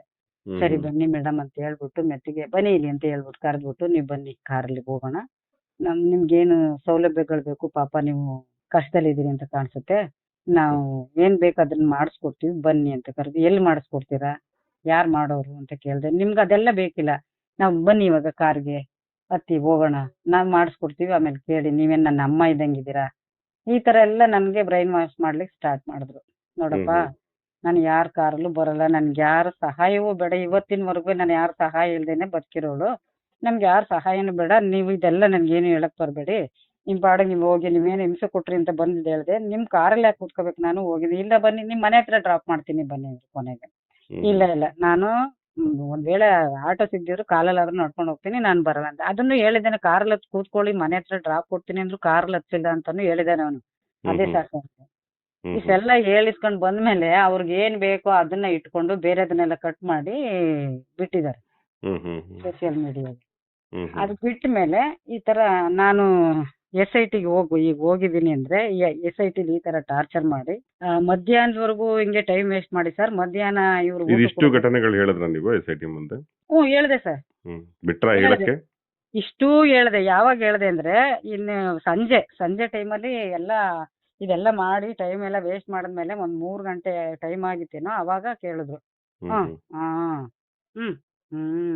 ಅನ್ಕೊಂಡು ಏನ್ ಗುರಾಯಿಸ್ಕೊಂಡು ಕೆಂಡ್ಗಂಡ್ ಬಿಟ್ಕೊಂಡು ನನ್ ಮೇಲೆ ನನ್ನನ್ನ ಟಾರ್ಗೆಟ್ ಮಾಡ್ಕೊಂಡೇ ಮಾತಾಡ್ತಾ ಇದ್ರು ಅವ್ರು. ಆಮೇಲೆ ಅದನ್ನೇನು ವರದಿಯಲ್ಲಿ ಮಾಡಿದಾರೆ ಏನೋ ಗೊತ್ತಿಲ್ಲ ನಾನು ಹೇಳಿರೋದನ್ನ. ಬಟ್ ನಾನು ಹೇಳೋದೆಲ್ಲ ಹೇಳ್ದೆ. ಆಮೇಲೆ ಇನ್ನೊಂದು ಸರ್, ಮಧ್ಯಾಹ್ನ 2 ಗಂಟೆಗೆ 1:30 ಏನೋ ಊಟದ ಟೈಮ್ ಆಯ್ತು. ಆಮೇಲೆ ಅವ್ರು ನನ್ನ ಕಾಫಿ ಟೀ ಎಲ್ಲ ತರಿಸ್ಕೊಂಡು ಕುಡಿತಾರೆ, ಎಲ್ಲ ಮಾಡ್ತಾರೆ. ಅದೇನೋ ಈ ಹಬ್ಬಕ್ಕೆ ಅಂತ ತಿಂಡಿ ಮಾಡಿರೋದು ಒಂದ್ ಬ್ಯಾಗ್ ತುಂಬಾ ತಿಂಡಿ ತಂದು ಎಲ್ರಿಗೂ ಹಾಕಿ ಕೊಡ್ತಾ ಇದ್ದಾನೆ ಅವನು. ನಾನು ನೋಡ್ತಾ ಕೂತಿದ್ದೀನಿ. ನಾನೇನು ಬಿಕಾರಿಯಾಗಿ ಬಂದಿರೋ ತರ ಇವ್ರ ಹತ್ರ ಇವ್ರದೇ ನೋಡ್ಕೊಂಡು ಜಲ್ ಸುರ್ಸೋ ತರ ಅನ್ನಂಗೆ ನಾನು ಮುಂದೆನೆ ಕೊಡ್ತಾ ಇದ್ದೇನೆ. ನನ್ನ ಒಂದು ಚೀಪ್ ಆಗಿ ಬಿಹೇವ್ ಮಾಡ್ತಾ ಇದ್ದಾರೆ. ಆಮೇಲೆ ನಾನು ನೋಡ್ಕೊಂಡು ನಾನೇನು ಇವ್ರದಕ್ಕೆಲ್ಲ ನಾನು ಅಷ್ಟೊಂದು ತಲೆ ಕೆಡ್ಸ್ಕೊಂಡು ಹಿಂಗೆಲ್ಲ ಮಾಡುವಂಥದ್ದೇನು ಇಲ್ಲ. ಆಮೇಲೆ ಅವರು WPC ಕೂರ್ಸಿದ್ರು ನನ್ಗೆ ಎಸ್ಕಾರ್ಟ್ ಆಗಿ ಒಬ್ರನ್ನ. ಒಂದು ಏನು ಲಾಠಿ ಕೊಟ್ಟು ಅವ್ರ ಹತ್ರ ಬಾಟ್ಲಲ್ಲಿ ನೀರಿಟ್ಟು ನೀರ್ ಇಸ್ಕೊಂಡು ಕುಡ್ದೆ. ಆಮೇಲೆ ಯೋಚನೆ ಮಾಡಿದೆ, ಅಯ್ಯೋ ಇದು ಯಾವ ನೀರೋ ಬಾಯಾರಿಕೆ ಆಗಿ ಇದನ್ನು ಕುಡಿದ್ಬಿಟ್ಟು ಏನಾರ ಇದ್ರೊಳಗೆ ಹಾಕಿಟ್ಟಿದಾರೋ ಏನೋ ಅಂತ. ಆಮೇಲೆ ಸರಿ ಅಂದ್ಬಿಟ್ಟು ಏನೋ ಕುಡಿದ್ಬಿಟ್ಟಿದೀನಿ ಈಗ ಅಂದ್ಬಿಟ್ಟು 1-2 ಗುಟ್ಟು ಕುಡಿದ್ಬಿಟ್ಟು ಅಲ್ಲಿ ಇಟ್ಟೆ. ಆಮೇಲೆ ಕೂತ್ಕೊಂಡೆ. ಸರಿ, ಆಮೇಲೆ ಒಂದು ಅರ್ಧ ಗಂಟೆ ಟೈಮ್ ವೇಸ್ಟ್ ಮಾಡ್ಬಿಟ್ಟು ಸರ್ ಆಮೇಲೆ ಎದ್ದು ಊಟಕ್ಕೆ ಹೋಗೋಣ ನಡೀರಿ ಅಂತ ಹೇಳಿದ್ರು ಅವ್ರನ್ನ. ಅವರಿಬ್ರು ಊಟಕ್ಕೆ ಹೋದ್ರು. ಆ ಊಟಕ್ಕೆ ಹೋದ್ಮೇಲೆ ನನಗೆ ಒಂದು ಎಲೆನಲ್ಲಿ ಒಂದ್ ಸ್ವಲ್ಪ ಅನ್ನ ಒಂದಿಷ್ಟು ಸಾಂಬಾರೇನೋ ಹಾಕಿ ಅಲ್ಲಿ ಕೊಟ್ಟಿದ್ದಾರೆ. ಆ ಅಮ್ಮ ಒಂದು ಟಾಯ್ಲೆಟ್ ಪಕ್ಕದಲ್ಲಿ ಒಂದು ಇದಿದೆ, ಸಣ್ಣ ರೂಮ್ ತರ ಟಾಯ್ಲೆಟ್ ಹತ್ರನೇ. ಅಲ್ಲಿ ಒಂದು ಇದ್ರ ಮೇಲೆ ಇಟ್ಬಿಟ್ಟು ಹೋಗಮ್ಮ ಊಟ ಮಾಡಿ ಅಂತ ಅಂದ್ರು. ನಾನು ಇಲ್ಲ ನನ್ಗೆ ಹಸಿವಿಲ್ಲ, ಊಟ ಮಾಡಲ್ಲ ಅಂದೆ. ಆಮೇಲೆ ಇವ್ರ ಬಗ್ಗೆ ತುಂಬಾ ಅನುಮಾನ ಬಂತು ನನಗೆ. ಇವ್ರು ಏನೋ ಮಾಡ್ಲಿಕ್ಕೆ ಟ್ರೈ ಮಾಡ್ತಾ ಇದ್ದಾರೆ, ಏನ್ ಮಾಡೋದು. ಮತ್ತೆ ಕೆಳಗಡೆ ಅವರು ಬಂದ್ರು. ಆಮೇಲೆ ಇವರೆಲ್ಲ ಊಟ ಕೊಟ್ಟಾದ್ಮೇಲೆ ಇವ್ರು ಬಂದ್ರಲ್ಲ ಒಳಗಡೆಗೆ, ಅವರಿಂದ ಅವ್ರು ಬಂದ್ರು. ಯಾಕಂದ್ರೆ ಇವ್ರು ಇಲ್ಲಿ ಬೋಲ್ಟ್ ಹಾಕ್ಬಿಟ್ಟು ಕೂಡಾಕ್ಬಿಟ್ಟು ಹೋಗಿದ್ರಲ್ಲ ನನ್ನನ್ನು. ಹಾಗಾಗಿ ನಮ್ಮ ಒಡನಾಡಿಯವ್ರಿಬ್ರು ಬಂದಿದ್ದವರು ಬರಕ್ ಆಗ್ಲಿಲ್ಲ. ಆಮೇಲೆ ಸರಿ ಇವ್ರು ಒಳಗಡೆ ಬಂದಾಗ ಅವ್ರು ಬಂದ್ರು. ಆಮೇಲೆ ಇಲ್ಲಿದ್ರೆ ಊಟ ಹೋಗಿ ನೋಡಿ ಮಾಡಿ ಅಂತ ಅಂದ್ರು. ಆಮೇಲೆ ನೀರನ್ನು ಇಟ್ಟಿದ್ರು ಅಲ್ಲಿ. ಹೋಗಿ ನೋಡ್ದೆ ಸರ್, ಒಂಚೂರು ಊಟ ಬಾಯಿಗೆ ಆಗ್ತೆ ಸರ್. ಅದು ಏನಂದ್ರೆ ಊಟ ತಿನ್ನಕ್ಕಾಗಲ್ಲ, ಆ ತರ ಇತ್ತದು. ಸರಿ ಬಿಟ್ಟು ನಾನು ತಿನ್ಲಿಲ್ಲ ಅದನ್ನ. ಮತ್ತೆ ಇವ್ರ ಬಾಟ್ಲಲ್ಲಿ ನೀರಿತ್ತಲ್ಲ ಅದನ್ನ ಅವರು ಕುಡ್ದು ನೋಡ್ಬಿಟ್ಟು ಮತ್ತೆ ಅವ್ರ ಹತ್ರ ನೀರು ಮತ್ತೆ ಕುಡಿದ್ಬಿಟ್ಟು ಕೂತ್ಕೊಂಡೆ. ನಾನು ಊಟಕ್ಕೆ ತಿನ್ಲಿಲ್ಲ. ಬಂದ್ರು ಸರ್, ನನ್ನನ್ನು ಊಟಕ್ಕೆ ಬಿಡದೇನೆ ಕೂಡ ಹಾಕೊಂಡು ಅವ್ರು ಮಾತ್ರ ಊಟ ಮಾಡ್ಕೊಂಡು ಹೋಗುವಂತ ಅವಶ್ಯಕತೆ ಇವ್ರಿಗೇನಿತ್ತು. ಆಮೇಲೆ ಬಂದ್ರು ಸರ್. ಬಂದ್ಮೇಲೆ ನಮ್ಮ ಹುಡುಗಿರು ಬಂದ್ರು ಮೇಲ್ಗಡೆಗೆ. ಊಟ ಮಾಡಿದ್ರ ಬನ್ನಿ ಊಟ ಮಾಡ್ಕೊ ಬರೋಣ ಅಂತ ಕರೆದ್ರು. ಯಾರು ನಮ್ಮ ಒಡನಾಡಿಂದ ಬಂದಿದ್ದವ್ರು. ಅವಾಗ ಅವ್ರ ಹೇಳಿದ್ರು ಇಲ್ಲ ಊಟ ಅವ್ರದ್ದು ಇಲ್ಲ ಆಯ್ತು, ಹೋಗಿ ನೀವು ಬರುವಷ್ಟಿಲ್ಲ, ಇಲ್ಲಿ ಹೋಗಿ ಕೆಳಗಡೆ ಹೋಗಿ ಅಂತ ಕಳಿಸ್ಬಿಟ್ರು ಅವ್ರನ್ನ. ಆಮೇಲೆ ಇನ್ನೊಬ್ರು ಇದ್ರು, ಇಲ್ಲೇ ಸರ್ ಊಟ ಇವ್ರು ಮಾಡಿಲ್ಲ ಊಟ ಮಾಡಿಲ್ಲ ಇವ್ರು ಅಂತ ಹೇಳ್ತಾ ಇದ್ರೆ. ಮಾಡಿಲ್ಲ ಅಂದ್ರೆ ಅವ್ರ ಇಷ್ಟ, ನಾವೇನ್ ಮಾಡಕ್ಕಾಗುತ್ತೆ, ಬಿಡಮ್ಮ ಬಾಗ್ಲಾಕಮ್ಮ ಡೋರ್ ಮುಚ್ಚಮ್ಮ ಅಂತ ಹೇಳ್ಬಿಟ್ಟು ಹಾಕ್ಬಿಟ್ಟು ಮತ್ತೆ ಸ್ಟಾರ್ಟ್ ಮಾಡಿದ್ರು ಸರ್. ಸ್ಟಾರ್ಟ್ ಮಾಡಿ ಆಮೇಲೆ ಒಂದು ಅರ್ಧ ಗಂಟೆ 3/4 ಗಂಟೆ ಅವ್ರವ್ರೇ ಮಾತಾಡ್ಕೊಂಡು ಟೈಮ್ ವೇಸ್ಟ್ ಮಾಡ್ಕೊಂಡು ಯಾರಿಗೋ ಫೋನ್ ಮಾಡ್ಕೊಂಡು ಮತ್ತೆ ಕಿವಿಲ್ ಮಾತಾಡ್ಕೊಂಡು ಇಷ್ಟೆಲ್ಲ ಮಾಡಿ ಟೈಮ್ ವೇಸ್ಟ್ ಮಾಡಿದ್ರು ಸರ್. 3 ಗಂಟೆ ಆಗ್ತಾ ಇದೆ. ನಾನು ಹೇಳೋದೆಲ್ಲ ಹೇಳ್ಬೇಕು, ಬನ್ನಿ ನಾನು ಏನಕ್ಕೆ ಬಂದಿದ್ದೆ ಅದನ್ನ ಮಾತ್ರ ತಗೊಳ್ಳಿ ಇವಾಗ ಅಂತ ಹೇಳ್ಬಿಟ್ಟು ಎಲ್ಲ ಇವಾಗ ಹೇಳಿದ್ನಲ್ಲ ನಿಮ್ಗೆ ವಿಚಾರ ಎಲ್ಲ ಹೇಳ್ದೆ. ಅವಾಗ ಏನ್ ಮಾಡ್ಕೊಂಡ್ರು ಏನ್ ಬಿಟ್ರು ಗೊತ್ತಿಲ್ಲ. ಅದನ್ನ ಮಾಡ್ಕೊಂಡಾದ್ಮೇಲೆ ಮತ್ತೆ ನನಗೆ ಕ್ಲಾಸ್ ಕ್ವಶನ್ ಸ್ಟಾರ್ಟ್ ಮಾಡಿದ್ರು. ಅಷ್ಟು ವರ್ಷದಿಂದ ನೀವ್ ಹೆಂಗ್ರಿ ತಲೆಯಲ್ಲಿ ಇಟ್ಕೊಂಡಿದ್ದೀರಿ, ಇದೆಲ್ಲ ಮಾಡ್ಕೊಂಡಾದ್ಮೇಲೆ ಇದಂತದ್ದು ಕ್ಯಾಮ್ರಾ ಮತ್ತೆ ರೆಕಾರ್ಡ್ ಅದೆಲ್ಲ ಆಫ್ ಮಾಡ್ಬಿಟ್ಟು ಹೆಂಗ್ ಇಟ್ಕೊಂಡಿದ್ರಿ ಅಂತ ಸುಹಾಸ್ ಕೇಳ್ದ. ಆಮೇಲೆ ಆ ಅಮ್ಮನ್ ಏನ್ ಕೇಳ್ತೀಯ, ನಾನ್ ಹೇಳ್ತೀನಿ ಕೇಳು. ಇದೆಲ್ಲ ಎಂತ ಕ್ರಿಮಿನಲ್ ಮೈಂಡು ಅಂತ ಅಂದ್ರು. ಯಾರ್ದು ಸರ್ ಕ್ರಿಮಿನಲ್ ಮೈಂಡು? ಸತಿ ಹೇಳಕ್ ಬರೋದಕ್ಕೆ ಕ್ರಿಮಿನಲ್ ಮೈಂಡ್? ಏನ್ ಈ ತರ ಭಾಷೆ ಮಾತಾಡ್ತೀರ ನೀವು ಉಪಯೋಗಿಸ್ತಾರ? ನಮ್ ಪೊಲೀಸ್ ಭಾಷೆನೇ ಅದೇ ಕಣಮ್ಮ. ನಾವ್ ಕೇಳಿದಕ್ಕೆ ಅಷ್ಟೇ ಹೇಳು. ಈಗ ಎಲ್ಲಿ ಹೆಂಗ್ ಇಟ್ಕೊಂಡೆ ನೀನು ತಲೆ ಒಳಗದನ್ನೆಲ್ಲ ಅಂದ್ರೆ, ನೋಡಿ ಸರ್ ಈಗ 12 ವರ್ಷ ಆಗಿರ್ಬೋದು. 12 ವರ್ಷದಿಂದ 12 ಇನ್ಸಿಡೆಂಟ್ಗಳು ನಾನು ನೋಡಿಲ್ಲ. ಒಂದೇ ಇನ್ಸಿಡೆಂಟ್ ನಾನು ನೋಡಿದ್ದು, ಅದು ಅಪರೂಪದ್ದು. ಅದು ಎಲ್ಲೋ ಕಾಣಬಾರದು, ಎಲ್ಲಾದ್ರೂ ಒಂದು ಕಂಡಾಗ ಅದು ಸತ್ಯತೆ ನನ್ನ ತಲೆ ಒಳಗೆ ಇರುತ್ತೆ. ಎಂತವ್ರಿಗೂ ಅಷ್ಟೇ ಇರುತ್ತೆ, ನನಗೂ ಇರುತ್ತೆ. ಬಟ್ ಹಿಂದೆ ಮುಂದೆ ಅದು ಇದು ಕುರುಹುಗಳು ಸರಿಯಾಗಿ ಗೊತ್ತಿಲ್ಲದೆ ಇರ್ಬೋದು, ಆದ್ರೆ ಆ ದೃಶ್ಯ ಕಾರಲ್ಲಿ ಹೊತ್ಕೊಂಡು ಹೋಗಿದ್ದು ದೃಶ್ಯ ಪಕ್ಕಾ ನನ್ನ ತಲೆಯಲ್ಲಿ ಇದೆ ಇನ್ನು ಅಂತ ಹೇಳಿದೆ. ಓಹೋ, ಪಕ್ಕಾ ಇದೆ ಬಿಡು ನೀನು ಪಕ್ಕಾನೆ ಗೊತ್ತು, ನಿನ್ ಹಿಸ್ಟ್ರಿ ಏನು ಅಂತ ಗೊತ್ತು, ಇದೆಲ್ಲ ಗೊತ್ತು. ಹಾಗೆ ಸರ್ ನನ್ನ ಹಿಸ್ಟ್ರಿ ಬಗ್ಗೆ ಭಯಬೇಡಿ ನೀವು, ಇವಾಗ ಏನಿದೆಯೋ ಅಂತ ಕೇಳಿ ಅಂತ ಹೇಳಿದ್ರೆ ನಗ್ತಾನೆ ಸರ್ ಅವನು. ನಗ್ತಾನೆ ಅಂದ್ರೆ ಅವ್ರದ್ದೇನೋ ಬೇರೆ ಇದೆ, ಅದಕ್ಕೆ ಅವರು ನನ್ನ ಮಾತುಕೆಲ್ಲ ನಗ್ತಾರೆ. ನಾನು ಎಷ್ಟು ಅವ್ರಿಗೆ ಅವ್ರು ಏನ್ ಕೇಳ್ತಾರೆ ಅದಕ್ಕೆಲ್ಲ ಸರಿಯಾಗಿ ಉತ್ತರ ಕೊಡ್ತಾ ಇದ್ರು, ಅವರು ಅದ್ರ ಬಗ್ಗೆ ತಲೆ ಕೆಡ್ಸ್ಕೊತಾ ಇಲ್ಲ. ಹಿಂಗೆ ಮಾಡಿ ಮಾಡಿ ಸುಮಾರು 4 ಗಂಟೆ ಆಯ್ತು, 5 ಗಂಟೆ ಆಯ್ತು. ಒಂದು 5:15 ಆದಾಗ ನನ್ಗೆ ಒಂಥರ ನಿತ್ರಾಣ ಆಯ್ತು ಸರ್. ಕಣ್ಣು ಬೇರೆ ಆಪರೇಷನ್ ಆಗಿದೆ ನನಗೆ. ಆಮೇಲೆ ಕಣ್ಣು ಬಿಡಕ್ ಆಗ್ತಾ ಇಲ್ಲ, ಒಂಥರ ಬಾಡಿ ಎಲ್ಲ ಒಯ್ಬಟ್ಟಿಂಗ್ ಆದಂಗ ಆಗ್ತಾ ಇದೆ. ಊಟ ಬೇರೆ ಬೆಳಗ್ಗೆ 2 ಇಡ್ಲಿ ಮಾತ್ರ ತಿಂದಿದ್ದು ನಾವು. ಎಷ್ಟು 8:30 ಅಷ್ಟೋ ತನಕ ಏನು ಇಲ್ಲ. ಅಂದ್ರೆ ನಾನು ಏನಾಗ್ಬೇಕು ಸರ್ ಅವಾಗ ನಾನು ಹೇಳ್ದೆ, ನೋಡಿ ಸರ್ ನನ್ಗೆಲ್ಲ ವೈಬ್ರೇಟಿಂಗ್ ಆಗ್ತೈತೆ, ನನ್ಗೆ ಊಟ ಬೇರೆ ಮಾಡಿಲ್ಲ, ದಯವಿಟ್ಟು ಬೇಗ ಮುಗಿಸ್ಕೊಡಿ, ಇಲ್ಲ ಅಂದ್ರೆ ನಾನು ಎದ್ದು ಹೊರಟೋಗ್ತೀನಿ, ನೀವೇನಾರ ಮಾಡಿ ಇನ್ನೊಂದ್ ದಿವಸ ಬರ್ತೀನಿ ಅಂತ ನಾನು ಹೇಳ್ದೆ. ಅದೆಲ್ಲ ಆಗ ಕೆಲಸ ಅಲ್ಲ, ಸುಮ್ನೆ ಕೂತ್ಕೊಳ್ಳಮ್ಮ ಇಲ್ಲಿ ಅಂತೆಲ್ಲ ಹೇಳಿದ್ರು. ಅಷ್ಟೊತ್ತಿಗೆ ಸೈಮನ್ ಸರ್ ಬಂದ್ರು. ಅಲ್ಲಿ ಒಂದು 5:30 6 ಗಂಟೆನೋ ಇರ್ಬೇಕು. ಆವಾಗ ಬಂದಾಗ, ಎಷ್ಟೊತ್ತಯ್ಯ ನಾನು ಏನ್ ಹೇಳಿದ್ದು ನಿನಗೆ, ಬೇಗ ಮುಗಿಸ್ ಕಳ್ಸಯ್ಯ ಅಂತ ಹೇಳಿದ್ರು. ಸರ್ ಇವ್ರು ಬೇಗ ಮುಗಿಸಿ ಕಳ್ಸೋದಲ್ಲ ಸರ್, ಅರ್ಧ ಗಂಟೆ ಇದನ್ನ ಆಫ್ ಮಾಡ್ತಾರೆ, ಅರ್ಧ ಗಂಟೆ ನನ್ನ ಹತ್ರ ಮಾತಾಡ್ತಾರೆ, ಅರ್ಧ ಗಂಟೆ ಅವ್ರವರೇ ಮಾತಾಡ್ಕೊಂಡು ಕೂತ್ಕೋತಾರೆ. ಈ ತರ ಎಲ್ಲ ಮಾಡ್ಕೊಂಡು ಟೈಮ್ ಬೇಕಂತಾನೆ ವೇಸ್ಟ್ ಮಾಡ್ತಾ ಇದ್ದಾರೆ ಸರ್. ಜೊತೆಗೆ ಬಂದಾಗ ಸ್ಟಾರ್ಟಿಂಗ್ ಅಲ್ಲಿ ನಾನು ಇಡೀ ಫ್ಯಾಮಿಲಿ ಅಲ್ದೆ ನನ್ನ ವಂಶಾವಳಿಯನ್ನೆಲ್ಲ ಜಾಲಾಡಿದ್ರು ಸರ್. ಹಿಂಗೆ ನನ್ನ ಮೊಮ್ಮಕ್ಕಳು ಹೋದ ಸ್ಕೂಲು, ನನ್ನ ಅಳಿಯಂದ್ರು ಕೆಲಸ ಮಾಡೋ ಜಾಗ, ಅವ್ರು ವಾಸ ಮಾಡೋ ಜಾಗ ಎಲ್ಲಾನು ಕೇಳ್ತಾ ಕೂತಿದ್ದಾರೆ ಸರ್. ಇದೇನ್ ಸರ್ ಇವರು ವಿಚಾರಣೆ ಮಾಡೋದು ಅಂತ ಕೇಳಿದೆ. ಅದೆಲ್ಲ ಪೊಲೀಸ್ ಅಂದ್ರೆ ಹಂಗೇನೆ ಕಣಮ್ಮ, ಅದೇ ತರ ಇರುತ್ತೆ ಮಾಡೋದು, ತಾಳ್ಮೆ ತಕೊಳ್ಳಿ ಅಂತ ಹೇಳ್ಬಿಟ್ಟು ಇವ್ರು ಬಂದ್ಬಿಟ್ರು ಸರ್. ಅದಕ್ಕೆ ಬಂದಾದ್ಮೇಲೆ ಇವರು ಇನ್ನೂ 1 ಗಂಟೆ 1:15 ಗಂಟೆ 7:20 ಬೆಳಿಗ್ಗೆ 11 ಗಂಟೆಗೆ ನನ್ನನ್ನು ಒಳಗೆ ಕರೆದವರು, ಅಲ್ಲಿ ಕೆಳಗಡೆಯಿಂದ ಕರೆದವರು. ಇಲ್ಲಿಗೆ ಬಂದು 11:30 12 ಗಂಟೆಗೂ ಸ್ಟಾರ್ಟ್ ಮಾಡಿದವರು. ರಾತ್ರಿ ಸಂಜೆ 7:30 ನನ್ಗೆ ಬಹಳ ಮೆಂಟಲಿ ಟಾರ್ಚರ್ ಮಾಡಿ, ಆವಾಗ ಎಲ್ಲ ಆಯ್ತು ಇವಾಗ ನಾನು ಹೊರಡ್ಬೇಕು ಸರ್, ಆಗಲ್ಲ ಇನ್ನು ನನ್ನ ಕೈಲಿ ಏನು ಹೇಳಕ್ ಆಗಲ್ಲ, ಇವತ್ತು ನಾನು ನಿತ್ರಾಣ ಆಗಿದ್ದೀನಿ.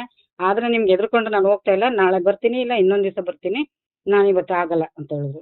ಇನ್ನು ಏನಿದೆ ಸರ್, ಇಷ್ಟೇ ಹೇಳ್ಬೇಕಾಗಿರೋದು ಅಷ್ಟೇ. ಇನ್ನು ಏನ್ ಮಾಡ್ತೀರಾ, ಇನ್ನೂ ಇದೆ ಅಮ್ಮ, ಕ್ಲಾಸ್ ಎಕ್ಸಾಮಿನ್ ಬೇಕಾದಷ್ಟಿದೆ, ನೀವು ಅಷ್ಟು ಸುಲಭವಾಗಿ ನೀವು ಇಲ್ಲಿಂದ ಹೋಗಕ್ಕಾಗಲ್ಲ ಅಂತ ಹೇಳಿದ್ರು. ಅಂದ್ರೆ ಏನ್ ಮಾಡ್ತೀರಾ ನೀವು, ನಾನು ನಿತ್ರಾಣ ಆಗಿದ್ದೀನಿ, ನಾನು ಏನಾರು ತಿನ್ಬೇಕು ಹೊಟ್ಟೆಗೆ, ಇವಾಗ ಬಿಡಿ ನನ್ನ ಅಂತ ನಾನು ತುಂಬಾ ಇದ್ ಮಾಡಿದೆ. ಆವಾಗ ಸರಿ ಇಲ್ಲ, ಇಲ್ಲಿ ಸೈನ್ ಹಾಕ್ಬಿಟ್ಟು ಹೋಗಮ್ಮ ಅಂದ್ರು. ನಾನು ಸೈನ್ ಹಾಕಕ್ಕೆ ಇವಾಗ ಓದ್ಬೇಕಲ್ವಾ ಸರ್, ಓದಾದ್ಮೇಲೆ ಸೈನ್ ಹಾಕ್ಬೇಕು, ನನ್ಗೆ ಓದಕ್ಕಾಗಲ್ಲ, ಕಣ್ಣೆಲ್ಲ ಒಂಥರ, ನನ್ಗೆ ಇವಾಗ ತಾನೇ ಆಪರೇಷನ್ ಆಗಿದೆ, ಜಂಪ್ ಆದಂಗೆ ಆಗ್ತಾ ಇದೆ ಕಣ್ಗಳೆಲ್ಲ, ನನ್ಗೆ ಓದಕ್ಕೂ ಆಗಲ್ಲ. ಆಮೇಲೆ ಓದೋಷ್ಟು ದೃಷ್ಟಿ ಇಡುವಷ್ಟು ಶಕ್ತಿನೂ ನನ್ಗಿಲ್ಲ. ನಾನು ಇನ್ನೊಂದ್ ದಿವಸ ಬರ್ತೀನಿ, ಓದ್ಬಿಟ್ಟು ಸೈನ್ ಹಾಕೊಡ್ತೀನಿ, ದಯವಿಟ್ಟು ನಾನು ಬಿಡಿ ಅಂತ ಎದ್ದು ಡೋರ್ ಹತ್ರ ಹೋದೆ ಸರ್. ಡೋರ್ ತಕೊಂಡು ಆಚೆಗೆ ಹೋಗೋಣ ಹತ್ರ, ಅಷ್ಟರಲ್ಲಿ ಇವರು WPC ಬಂದು ಲಾಠಿ ಹಿಡ್ಕೊಂಡು ಅಡ್ಡ ನಿಂತ್ಕೊಂಡ್ರು ನನಗೆ. ಅಂದ್ರೆ ನಾನೇನಾರು ಇನ್ನೇನಾರು ಮಾಡಿದ್ರೆ ನನ್ಗೆ ಹೊಡೆಯೋರು ಇದ್ರು ಅವ್ರು. ಆಮೇಲೆ ಸರಿ ಅಂದ್ಬಿಟ್ಟು, ಇಲ್ಲ ನಂಗೆ ಸೈನ್ ಹಾಕಕ್ಕಾಗಲ್ಲ ಅಂದ್ರೆ, ಇಲ್ಲ ಹಾಕ್ಲೇಬೇಕು, ಹಾಕ್ಬಿಟ್ಟೆ ಹೋಗ್ಬೇಕು, ನೀನು ಓದು ಬಿಡು ಅದು ನಮಗೆ ಬೇಕಾಗಿಲ್ಲ, ಈಗ ನಾವೆಲ್ಲ ಇಷ್ಟು ಕಷ್ಟಪಟ್ಟು ಮಾಡಿದೀವಿ, ನೀನು ಸೈನ್ ಹಾಕೋದು. ಏನ್ ಕಷ್ಟಪಟ್ಟಿದ್ರೆ ಸರ್, ಕಷ್ಟ ಕೊಟ್ಟಿರೋದು ನನಗೆ, ನಾನು ಸೈನ್ ಹಾಕಲ್ಲ ಅಂದೆ. ಹಾಕಲ್ಲ ಅಂದ್ರೆ ನಮ್ದು ಗೊತ್ತಿದೆ, ನಮ್ಮ ಭಾಷೆನ ಉಪಯೋಗಿಸ್ಬೇಕಾಯ್ತದೆ ಅಂದ್ರು. ಅವಾಗ ಏನ್ರಿ ನೀವು, ಅದು ನಿಮ್ಮಿಂದ ಯಾರಿಗೂ ನ್ಯಾಯ ಸಿಗಲ್ಲ ಬಿಡಿ, ನೀವು ಏನೋ ಹುನ್ನಾರ ಮಾಡ್ಕೊಂಡ್ರೆ ನನ್ನನ್ನ ಇವತ್ತು ನನ್ನನ್ನ ಟಾರ್ಗೆಟ್ ಮಾಡಿದ್ದೀರಾ, ನೀವು ಏನ್ ಮಾಡ್ಬೇಕು ಅಂತ, ಅದಕ್ಕೆ ನನ್ಗೆ ಇಷ್ಟು ತೊಂದರೆ ಕೊಡ್ತಾ ಇದ್ದೀರಾ ಅಂತ ಹೇಳಿದ್ರು. ಬಹಳ ಚಾಲಾಕಿ ಹಿಂಗ್ಸು ಅಂತ ಹೇಳ್ದವ್ರು. ಇದನ್ನೆಲ್ಲ ಯಾರು ಹೇಳು ಅಂತ ಹೇಳಿರೋರು ನಿಮ್ಗೆ? ಏನ್ರಿ ಇದೇ ತರ ಹೋಗಿ ಕಂಪ್ಲೇಂಟ್ ಮಾಡ್ತೀನಿ ನಾನು ಏನು ಅಂತ ಹೇಳ್ಬಿಟ್ಟು ನಾನು ಕಣ್ಣಲ್ಲಿ ನೀರು ಹಾಕೊಂಡೆ. ಆಮೇಲೆ ಕೊಟ್ರು, ಒಂದೊಂದಾಗಿ ಪೇಪರ್ ತೆಗ್ದು ಕೊಟ್ರು, ಒಂದು 5-6 ಪೇಪರ್ ತೆಗೆದು ಕೊಟ್ರು ಸರ್. 2 ಸೈಡುವೆ ಮತ್ತೆ ಗೀಚ್ ಹಾಕಿ ಸೈನ್ ಮಾಡಿದೆ ನಾನು. ಸೈನ್ ಮಾಡಿಸ್ಕೊಟ್ರು. ಆಮೇಲೆ ತೆಗೆದ್ರು, ಡೋರ್ ತೆಗೆದ್ರು, ಬಂದೆ 7:15 ಈಚೆಗೆ ಬಂದಾಗ. ಆಮೇಲೆ ಇವರೆಲ್ಲ ಕಾಯ್ತಾ ಕೂತಿದ್ರು, ಪಾಪ ಒಳಗೆ ಏನಾಯ್ತು ಎಂತದ್ದು ಅಂತ ಇವರು ಆತಂಕದಲ್ಲಿ ಕೂತಿದ್ರು, ನಮ್ಮ ಒಡನಾಡಿಯವರು. ಆಮೇಲೆ ಬಂದಾಗ ಹಿಂಗ್ ಮಾಡಿದಾಗ, ಆಮೇಲೆ ಅಲ್ಲಿಂದ ಬೈಕೊಂಡು ಎಲ್ರಿಗೂ ಕೇಳಿಸುವಂತೆ ಬಂದ್ರು. ಇಲ್ಲಿ ಪ್ರಾಮಾಣಿಕವಾಗಿ ತನಿಖೆ ನಡೀತಾ ಇದ್ಯಾ, SIT ರಚನೆ ಆಗಿರೋದು ಇದಕ್ಕೆನಾ? ಒಬ್ರು ಸಾಕ್ಷಿನ ಕರೆದ್ಬಿಟ್ಟು ಇಷ್ಟೊತ್ತವರೆಗೂ ಇಟ್ಕೊಂಡು ಒಂದು ಮಹಿಳೆನ ಇವರು ನಾವು ಎಷ್ಟು ದೂರದಿಂದ ಬಂದಿದ್ದೀವಿ, 100 ಕಿಲೋಮೀಟರ್ ದೂರದಿಂದ, ಈ ಟೈಮಲ್ಲಿ ನಮ್ಮನ್ನ ಹೊರಗಡೆ ಬಿಡ್ತಾ ಇದ್ದಾರೆ, ಇವ್ರ ಉದ್ದೇಶ ಏನಿರ್ಬೇಕು ಅಂತ ಅಲ್ಲಿ ಇರೋರ್ಗೆಲ್ಲ ಕೇಳಿಸುವಂಗೆ ನಾನು ಮಾತಾಡ್ಬಿಟ್ಟೆ ಬಂದಿದ್ದೀನಿ ಸರ್. ಇವರಿಂದಂತೂ ಅದರಲ್ಲೂ ಈ ಮಂಜುನಾಥ್ ಗೌಡ ಸುಹಾಸ್ ಅನ್ನೋರಿಂದ ಅಂತೂ ಯಾರಿಗೂ ನ್ಯಾಯ ಸಿಗಲ್ಲ, ಇಲ್ಲಿ ನಡೀತಾ ಇರೋದೇ ಅನ್ಯಾಯ ಅಂತ ಹೇಳಿದೆ. ಅಲ್ಲಿದ್ದವರೆಲ್ಲ ಹೌದಮ್ಮ ಹಾಗೆ ಹೀಗೆ ಅಂತೆಲ್ಲ ಅವರು ಮಾತಾಡಿದ್ರು, ಕೆಳಗಡೆ ಇದ್ದವರೆಲ್ಲ. ಸರಿ ಅಂದ್ಬಿಟ್ಟು ನೋಡಿ ನೀವೇ ಇವ್ರದ ಇದು ಪ್ರಾಮಾಣಿಕವಾಗಿ ಮಾಡ್ತಾ ಇರೋದು SIT. ಏನಕ್ಕೆ SIT ಇದು? ಆಯ್ತು ಬಿಡಿ ಗೊತ್ತಾಗುತ್ತೆ, ನಾನು ಬಿಡಿ ಅಂತ ಹೇಳ್ಬಿಟ್ಟು ನಾವು ಬಂದ್ಬಿಟ್ಟು ಸರ್. ಬಂದಾಗ ಅಲ್ಲಿ ಬಂದು ನಾವು ಒಂದು 8 ಗಂಟೆ 8:15 ಅಷ್ಟರಲ್ಲಿ ಅಲ್ಲೂ ತಿನ್ನಕ್ಕಾಗ್ಲಿಲ್ಲ ಸರ್. ಬೆಳಗ್ಗೆಯಿಂದ ಹತ್ಕೊಂಡಿದ್ದು, ಆಗ ಒಂಚೂರು ತಿನ್ಕೊಂಡೆ, ಏನೋ ನೈಟ್ ಬಸ್ ಬೇರೆ ಇಲ್ಲ ಅವಾಗ ನಮ್ಗೆ. ನಾನು SIT ಇಂದ ಬಂದ ಮೇಲೆ ಹೋಗಿ ನನ್ನ ಅಣ್ಣ ಅಂತ ಒಬ್ಬ ಇದ್ದಾನೆ ದ್ರೋಹಿ, ಅವನ ಅಪ್ಪಟ ಅವನ ಬ್ಯಾಕ್ ಗ್ರೌಂಡ್ ಎಲ್ಲಾನು ನಾನು ಮುದ್ರಕ್ಕಾಗಲ್ಲ, ಒಂದ್ ದಿನದಲ್ಲಿ ಮುಗ್ಸಕ್ಕಾಗಲ್ಲ ಅಂತ ಒಂದು ಮೇನ್ ಪಾಯಿಂಟ್ಗಳನ್ನ ನಾನು ಒಡನಾಡಿ ಅವ್ರಿಗೆ ಹೇಳ್ಬಿಟ್ಟು ಅಲ್ಲೊಂದು ವೈಟ್ ಕೊಟ್ಬಿಟ್ಟು ಬಂದೆ ನಾನು.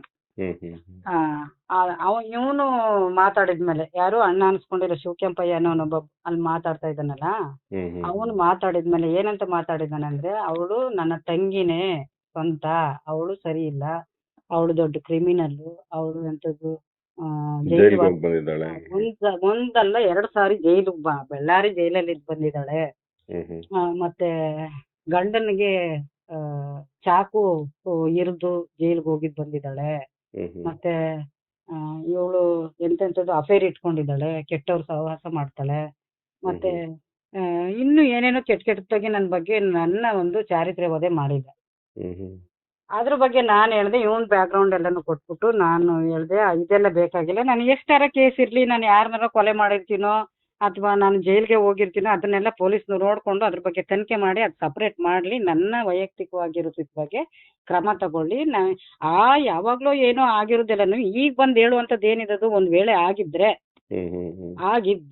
ಇವಾಗ ಬಂದು ಈ ಟೈಮಲ್ಲಿ ಬಂದು SIT ಅವ್ರ ಮುಖಾಂತರ ನಾನು ಹೋಗಿದ್ ಬಂದ್ಮೇಲೆ ಹೇಳುವಂತ ಅವಶ್ಯಕತೆ ಇವನಿಗೇನಿತ್ತು?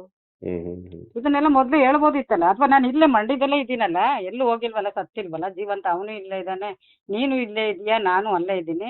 ಅದೇ ತರ ನಾನು ಸಿಕ್ಕಾಬಿಟ್ಟೆ ಅವನಿಗೆ ಉಗಿದು ಕ್ಯಾಕರಿಸಿ, ನಾನು ಮಾಸ್ಕ್ ಹಾಕೊಂಡಿರ್ಲಿಲ್ಲ ಅವತ್ತು, ಮಾಸ್ಕ್ ತೆಗೆದ್ಬಿಟ್ಟೆ ಬೈಟ್ ಕೊಟ್ಬಿಟ್ಟು ಚೆನ್ನಾಗಿ ಮಾತಾಡ್ಬಿಟ್ಟು ಬಂದೆ ಸರ್. ಅವನು ಆ ಥರ ಎಲ್ಲ ಹೇಳಿದ್ಮೇಲೆ ಆಮೇಲೆ ಕೆಲವು ಆಧಾರಗಳನ್ನು ಕೊಟ್ಬಿಟ್ಟು ಬಂದಿದ್ದೀನಿ, ಅವನು ಏನು ಅಂತ, ಅವನು ಇನ್ನೆಲ್ಲ ಏನು ಅಂತ ಸರ್ಗೆ. ಆಮೇಲೆ ನಾನು ಮಾತಾಡಿದ್ದೀನಿ, ಆಮೇಲೆ ಸರ್ರು ಮಾತಾಡಿದ್ದಾರೆ, ಸ್ಟ್ಯಾನ್ಲಿ ಸರ್ವ. ಜೊತೆಗೆ ಅದ್ ಬಂದ ಮೇಲೆ ಇವಾಗ ಇನ್ನೊಂಥರ ಮಾಡ್ತಾ ಇದ್ದಾನೆ ಸುವರ್ಣ ಚಾನಲ್ ಅಲ್ಲಿ. ಅವಳು ನಮ್ಮ ತಂದೆ ಮನೇಲಿ ಕಳ್ತನ ಮಾಡ್ಕೊಂಡು ಹೋಗಿದ್ಲು. ಮತ್ತೆ ಅವಳಿಗೆ ಅವಳ ಹೆಸರಲ್ಲಿ 2 ಪ್ರಕರಣಗಳಿವೆ ಅಂತ ನಂಬರ್ ಹೇಳ್ತಾ ಇದ್ದಾನೆ ಅಷ್ಟೇ, ಪ್ರಕರಣದ ನಂಬರ್ ಹೇಳ್ತಾ ಇದ್ದಾನೆ. ಅದ್ ಯಾವ ನಂಬರ್ ಸೃಷ್ಟಿ ಮಾಡ್ಕೊಂಡಿದ್ದಾನೋ ಏನ್ ಕತೆನೋ ನನಗಂತೂ ಗೊತ್ತಿಲ್ಲ. ನಂಬರ್ ಎಲ್ಲ ಹೇಳ್ಕೊಂಡು ಈ ತರ ಇದಾರೆ. ಆಮೇಲೆ ಇದೆಂತದ ಊರ್ ಹೆಸರು ಹೇಳ್ದೆ ಸರ್, ಆ ಊರ್ನಲ್ಲಿ ಇದ್ದಾನೆ ಅವಳ ಗಂಡ, ಅವಳು ಹಳೆ ಗಂಡ ಇದ್ದಾನೆ ಅವನನ್ನ ಹೋಗಿ ಕೇಳಿದ್ರೆ ವಿಚಾರಿಸಿದ್ರೆ ಎಲ್ಲ ಗೊತ್ತಾಗುತ್ತೆ ಅಂತೆಲ್ಲ ಹೇಳ್ದೆ ಸರ್. ಸರಿ, ಇದೆಲ್ಲ ಹೇಳಾದ್ಮೇಲೆ ಸುವರ್ಣ ಚಾನಲ್ ಅವರು ದೊಡ್ಡ ಹೈಲೈಟ್ ಮಾಡಿ ನನ್ನನ್ನ ಕೆಟ್ಟದಾಗಿ ಇಂಥ ಲೇಡಿಯ ಬಣ್ಣ ಬಯಲು, ಮತ್ತೆ ಅವಳ ಇನ್ನೊಂದು ಮುಖ, ಇನ್ನೊಂದು ಇದು, ಹಾಗೆ ಹೀಗೆ ಅಂತೆಲ್ಲ ಹೇಳಿ ಚೆನ್ನಾಗಿ ಒದ್ರುಕೊಂಡಿದ್ದಾರೆ ಇವರೆಲ್ಲ. ಈಗ ನಾನು ಮತ್ತೆ ಇವ್ರ ಜೊತೆಲಿ ಆಟ ಆಡೋದಲ್ಲ, ನಾನು ನೇರವಾಗಿ ಕೋರ್ಟಲ್ಲಿ ಹೋಗಿ ಸಾಕ್ಷಿ ಹೇಳ್ತೀನಿ, ಅದೇನಾಗುತ್ತೋ ಆಗ್ಲಿ, ನನಗೆ ಏನು ಬೇಕಾಗಿಲ್ಲ. ಇದು ನನ್ನ ವೈಯಕ್ತಿಕವಾಗಿ ಇರೋದಾದ್ರೆ ಏನ್ ಬೇಕಾದ್ರೂ ಅಲ್ಲ, ಇವ್ರು ನನ್ನ ವೈಯಕ್ತಿಕವಾಗಿ ಏನೇನು ಇಲ್ಲ ಇರೋದನ್ನ ನಾನು ಹೇಳಿದ್ದೀನಿ, ಅಲ್ಲೇ ಚಾಲೆಂಜ್ ಮಾಡಿ ಹೇಳಿದ್ದೀನಿ. ನಾನು ಎಲ್ಲಿ ಜೈಲಿಗೆ ಹೋಗಿದ್ದೆ, ನಾನು ಯಾವ ಕೋರ್ಟಿಂದ ಜೈಲಿಗೆ ಕಳ್ಸಿದ್ರು, ನನ್ನ ಯಾರು ಎಸ್ಕಾರ್ಟ್ ಅಲ್ಲಿ ಕರ್ಕೊಂಡು ಹೋಗಿದ್ರು, ಎಲ್ಲಿ ಬಿಟ್ಟಿದ್ರು, ಎಷ್ಟು ವರ್ಷ ಇದ್ದೆ, ಯಾವ 2 ಸಲ ಇದೆಯಲ್ಲ, ಅದೆಲ್ಲ ಇರ್ಬೇಕಲ್ಲ. ಜೈಲು ಅಂದ್ರೆ ಅಷ್ಟು ಸುಲಭನ? ಎಲ್ಲ ಮಾಹಿತಿನ ಸಿಗುತ್ತಲ್ಲ ಜೈಲಿಗೆ ಹೋದ್ರೆ. ಅದನ್ನೆಲ್ಲ ತಂದು ಸಬ್ಮಿಟ್ ಮಾಡ್ಬೇಕು ಅಂತ ಎಲ್ಲ ಹೇಳ್ಬಿಟ್ಟು ನಾನು ಅದೆಲ್ಲ ಮಾತಾಡುವಾಗ ಹೇಳಿದ್ದೀನಿ. ಜೊತೆಗೆ ಇವಾಗ ಮತ್ತೆ ಇದನ್ನೇ ಹೇಳ್ತಾ ಇದ್ದಾನೆ, ಇವಾಗ 2 ಪ್ರಕರಣಗಳಿದೆ, ಮತ್ತೆ ಅವಳಿಗೆ ಸಾಕ್ಷಿಗಳಿಲ್ಲದಕ್ಕೆ ಬಿಡುಗಡೆ ಆಯ್ತು ಅಂದ್ರೆ ಅದಾರು ಬೇಕಲ್ವಾ ಸರ್? ಇವಾಗ ನನಗೆ ಸಾಕ್ಷಿಗಳಿಲ್ಲದಕ್ಕೆ ಬಿಡುಗಡೆ ಆಯ್ತಂತೆ. ಆಮೇಲೆ ನನ್ನ ಹಸ್ಬೆಂಡ್ ಬಿಡುಗಡೆ ಆಗಿದ್ದವ್ರು ಜೈಲಿಗೆ ಕಳಿಸ್ತಾರಂತೆ. ಅದೇ ಜೈಲ್ ವಿಚಾರ ಆವಾಗಿರ್ತದ. ಇವಾಗ ಸಾಕ್ಷಿಗಳಿಲ್ಲದಕ್ಕೆ ಬಿಡುಗಡೆ ಆಯ್ತು ಅಂದ್ರೆ ಇವನೇ ಹೋಗಿ ನನ್ನನ್ನ ಬಿಡಿಸ್ಕೊಂಡ್ ಬಂದಿದಿರ್ಬೇಕು, ಜೈಲ್ಗೂ ಇವನೇ ಕರ್ಕೊಂಡು ಆಗಿರ್ಬೇಕು ಅಂದ್ರೆ ಎಲ್ಲ ಡೀಟೇಲ್ಸ್ ಗೊತ್ತಿರ್ಬೇಕಲ್ಲ, ತಂದಿಡ್ಬೇಕಲ್ವಾ ಸರ್ ಇವನು? ಇಷ್ಟೆಲ್ಲ ಹೇಳೋನ್ಗೆ ಸಾಕ್ಷಿಗಳ ಆಧಾರ ಇವನ್ ಮಗ ಏನ್ ಹೇಳಿದಾನೆ, ಇವನ ಮೊದಲನೇ ಹೆಂಡತಿನ ಯಾವ ರೀತಿ ಸಾಯಿಸ್ತಾ ಇವನು, ಮತ್ತೆ ಮೊದಲನೇ ಹೆಂಡತಿ ಕಂಪ್ಲೇಂಟ್ ಕೊಟ್ಟಿರೋದು, ಮತ್ತೆ ಇವನು ನನ್ಗೆ ಯಾವ ರೀತಿ ತೇಜೋವಧೆ ಮಾಡ್ತಾ ಇದ್ರಿಂದ ನಮ್ಮ ಅಕ್ಕಪಕ್ಕದ ಮನೆಯವರೆಲ್ಲ ಇವನ್ ಮೇಲೆ ಕಂಪ್ಲೇಂಟ್ ಕೊಟ್ಟಿರೋದು, ಹ್ಮ್ ಹ್ಮ್ ಎಲ್ಲಾ ಕಾಪಿಗಳನ್ನು ತಕೊಂಡೋಗಿ ನಾನು ಸ್ಟ್ಯಾನ್ಲಿ ಸರ್ ಹತ್ರ ತೋರಿಸಿದ್ದೀನಿ.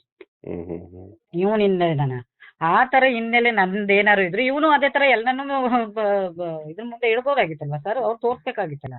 ಹ್ಮ್ ಹ್ಮ್ ಏನು ಇಲ್ದೆ ಬರೀ ಇವ್ನ್ ಬಾಯಲ್ಲಿ ಹೇಳೋದು ಕೇಳ್ಕೊಂಡು ಇವ್ರು ಹ್ಮ್ ಬಂದ್ಬಿಟ್ಟು ಈ ತರ ನನ್ ತೇಜೋವಧೆ ಮಾಡ್ತಾ ಇದಾರಲ್ಲ, ನನ್ ಮಾನಹಾನಿ ಮಾಡ್ತಾ ಇದಾರಲ್ಲ, ಇವ್ರ ಜೊತೆ ಆಡ್ತಾ ನಿಂತ್ಕೊಂಡ್ರೆ ಆಗಲ್ಲ ಸರ್. ಅಲ್ಲ ಇವ್ರು ಇದೆಲ್ಲ ಆದ್ಮೇಲೆ ನಿಮ್ಗೆ ಯಾವಾಗ್ಲಾರು ಅನ್ಸಿದ್ಯಾ ಅಂದ್ರೆ ಈ ಕೇಸ್ ನಾವ್ ಹೇಳಕ್ ಹೋಗ್ಬಾರ್ದಿತ್ತೇನೋ, ಯಾಕೆ ಬೇಕಿತ್ತು ನನಗೆ ಅಂತ ಏನಾದ್ರು ಅನ್ಸಿದ್ಯಾ ಅವತ್ತಾರ? ಇಲ್ಲ ಇಲ್ಲ ಸರ್, ನನ್ಗೆ ನನ್ನ ಪರ್ಸನಲ್ ವಿಚಾರದ ಬಗ್ಗೆ ಅದು ಪಕ್ಕಕ್ಕಿಡೋಣ. ಏನ್ ಹ್ಮ್ ಬೇಕಾದ್ರೂ ಮಾಡ್ಲಿ, ಅದ್ರ ಬಗ್ಗೆ ತನಿಖೆ ನಡೆಸಿ ಇನ್ನೊಂದಿನದಾಗ್ಲಿ ನನ್ಗೆ ಶಿಕ್ಷೆ ಆಗುತ್ತಾ, ಅದು ನಡೆದಿದ್ಯಾ, ನಡೆದಿರೋದಾದ್ರೆ ಶಿಕ್ಷೆ ಆಗ್ಲಿ, ನಡೆದಿಲ್ವಾ ಅದನ್ನ ಅಪಪ್ರಚಾರ ಮಾಡೋರಿಗೆ ಶಿಕ್ಷೆ ಆಗೋ ರೀತಿ ಏನಾದ್ರು ಫರ್ದರ್ ಅದನ್ನ ನೋಡ್ಕೊಳ್ಳೋಣ. ಅಲ್ಲ ನಾನು ಹೇಳ್ತಿರೋದು ನೀವು ಈ ಕೇಸ್ ಏನ್ ಹೇಳ್ತಿದ್ದೀರಲ್ಲಿ ಸೌಜನ್ಯ ಪ್ರಕರಣಕ್ಕೆ ಸಂಬಂಧಪಟ್ಟಂತೆ ಇದಕ್ಕೆ ಯಾಕೆ ಬಂದೆ ನಾನು ಅಂತ ಏನಾದ್ರು ಅನ್ಸಿದ್ಯಾ, ಅಥವಾ ಇದು ಬಿಟ್ಬಿಡೋಣ ಅಂತ ಏನಾದ್ರು ಅನ್ಸಿದ್ಯಾ ನಿಮ್ಗೆ? ಇಲ್ಲ ಇಲ್ಲ ಇಲ್ಲ ಇಲ್ಲ ಇಲ್ಲ ಸರ್, ನನ್ಗೆ ಹ್ಮ್ ಅನ್ಸಿಲ್ಲ. ಯಾಕಂದ್ರೆ ನಾನು ಈ ಅಲ್ಲಲ್ಲ, ನಾನ್ ಕಣ್ಣಾರೆ ನೋಡಿರೋ ವಿಚಾರನ ಇವ್ರು ಯಾರು ಅಕ್ಸೆಪ್ಟ್ ಮಾಡ್ಕೊಂಡಿಲ್ಲ ಅಂದ್ರೆ ಈ ಲೋಕದಲ್ಲೆಲ್ಲ ಇದೇ ತುಂಬಿದ್ಯಾ? ಹ್ಮ್ ಇದೇ ತುಂಬಿದೆ ಅಂದ್ಮೇಲೆ ಇದನ್ನ ಇಲ್ಲ ಏನ್ ಕಣ್ಣಾರೆ ನೋಡಿದ್ರೆ ಸಾಕ್ಷಿ ಒಟ್ಟಲ್ಲಿ ಹೇಳ್ಬೋದು. ಕೊನೆ ತನಕ ಫೈಟ್ ಮಾಡ್ತೀನಿ ಅಂತ ನೀವು ಹೇಳ್ತಾ ಇದ್ದೀರಿ. ಹೌದು ಸರ್, ಯಾವ್ದೇ ಕಾರಣಕ್ಕೂ ನಾನು ಇಂಜರಿಯ ಮಾತೇ ಇಲ್ಲ.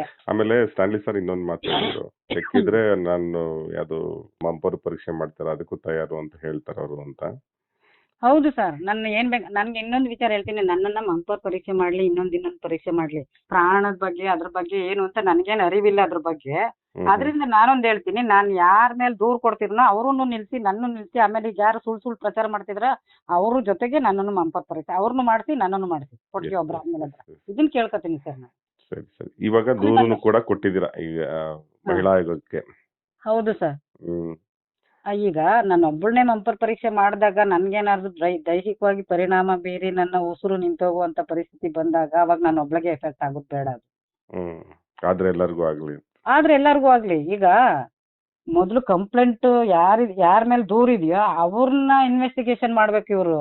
ಅದ್ ಬಿಟ್ಟು ನಮ್ಮನ್ನೇ ಮಾಡ್ತೀನಿ ಅನ್ನೋದು ಯಾವ ನ್ಯಾಯ? ಮಾಡ್ಲಿ, ಓಕೆ, ನಮ್ಮನ್ನ ಮಾಡಿ ನಮ್ ಜೊತೆಗೆ. ಇವಾಗ ನಾನು ಹೇಳ್ತಾ ಇದ್ದೇನೆ, ನಾ ತೊದ್ಲ ಇದ್ದಾನಲ್ಲ, ಹ್ಮ್ ಹ್ಮ್ ಅವನನ್ನು ಫಸ್ಟ್ ಕರ್ಕೊಂಡ್ ಬಂದು ನನ್ ಮುಂದೆ ನಿಲ್ಸಿ, ನನ್ಗಿನ್ ಮೊದಲು ಅವನನ್ನ ಮಾಡಿಸಿ, ಆಮೇಲೆ ನಾನು ಹಿಂದೆ ಅವನಿಂದ ನನ್ನನ್ನು ಮಾಡಿಸಿ, ನನ್ನಿಂದೆ ಆದ್ಮೇಲೆ ಇವ್ರು ಇದಾರಲ್ಲ ಪ್ರಚಾರ ಮಾಡಿದವ್ರು, ಹ್ಮ್ ಹ್ಮ್ ಇವನು ನನ್ನ ಬ್ರದರ್, ಇವನಿಗೆ ಮೊದಲು ಇವನ್ ಮೊಬೈಲ್ ನಂಬರ್ ಇದೆಲ್ಲ ಯಾರು ಕಾಲ್ ಮಾಡಿದ್ರು ಇವನಿಗೆ, ಇವನು ಯಾರು ಕಾಲ್ ಮಾಡಿದ್ದಾನೆ ಅನ್ನೋದನ್ನ ಮಾಡ್ಬೇಕಲ್ಲ ಸರ್.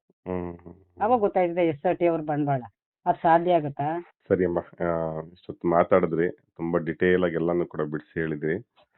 ನೋಡೋಣ ಇನ್ನು ಮುಂದೆ ನೀವು ಅಂತೂ ಗೊತ್ತಾದ್ಮೇಲೆ ಸರ್ ನಮ್ಗೆ ತುಂಬಾ ಖುಷಿ ಆಯ್ತು ಹೇಳ್ಕೊಳಕ್ಕೆ. ಹೇಳ್ದೆ ಸರ್, ನೀವು ಸ್ಪಂದಿಸಿದ್ದಕ್ಕಾಗಿ ನಾನು ನೋಡಿದ್ರ ನೀವು ಡಿಟಾಕ್ಸ್ ನ? ನೋಡ್ತಾ ಇರ್ತೀನಿ ಸರ್. ನಿಮ್ ಬ್ರದರ್ ಒಬ್ರು ಇದಾರಲ್ಲ, ಭಾಸ್ಕರ್ ಅಂತಾನೋ ಯಾರು, ಹೌದು ಹೌದು. ಅವ್ರದ್ದು ನಿಮ್ದೇ ನಾನು ನೋಡೋದು. ನಿಮ್ದು ಅವ್ರದ್ದು ಕುಡ್ಲ ರ್ಯಾಂಪೇಜ್ ಮತ್ತೆ ಇನ್ನೊಂದೆರಡು ಚಾನಲ್, ಇವು ಯಾವ ಸತ್ಯ ಹೇಳ್ತವೆ ಅನ್ನೋದು ನನ್ನ ಮನ್ಸಿಗೆ ಮುಟ್ಟುತ್ತದೆ, ಅದನ್ನ ಮಾತ್ರ ನೋಡ್ತೀನಿ ಸರ್. Thank you. ಒಳ್ಳೇದಾಗ್ಲಿಮ್ಮ. ಮತ್ತೆ ನೀವೇನ್ ಹೋರಾಟ ಮಾಡ್ತಾ ಇದೀರೋ ಅದ್ರಲ್ಲಿ ನಿಮ್ಗೆ ಯಶಸ್ಸು ಸಿಗ್ಲಿ ಅಂತ ನಮ್ಮೆಲ್ಲ ವೀಕ್ಷಕರ ಪರವಾಗಿ ಹಾರೈಸ್ತೀನಿ. ಮತ್ತೆ ಖಂಡಿತ ಮುಕ್ತ ಭೇಟಿ ಆಗೋಣ, ಮತ್ತೆ ಮಾತಾಡೋಣ ಇನ್ನೊಂದಷ್ಟು. Okay sir. ಆಗ್ಲಿ. Okay sir. Thank you.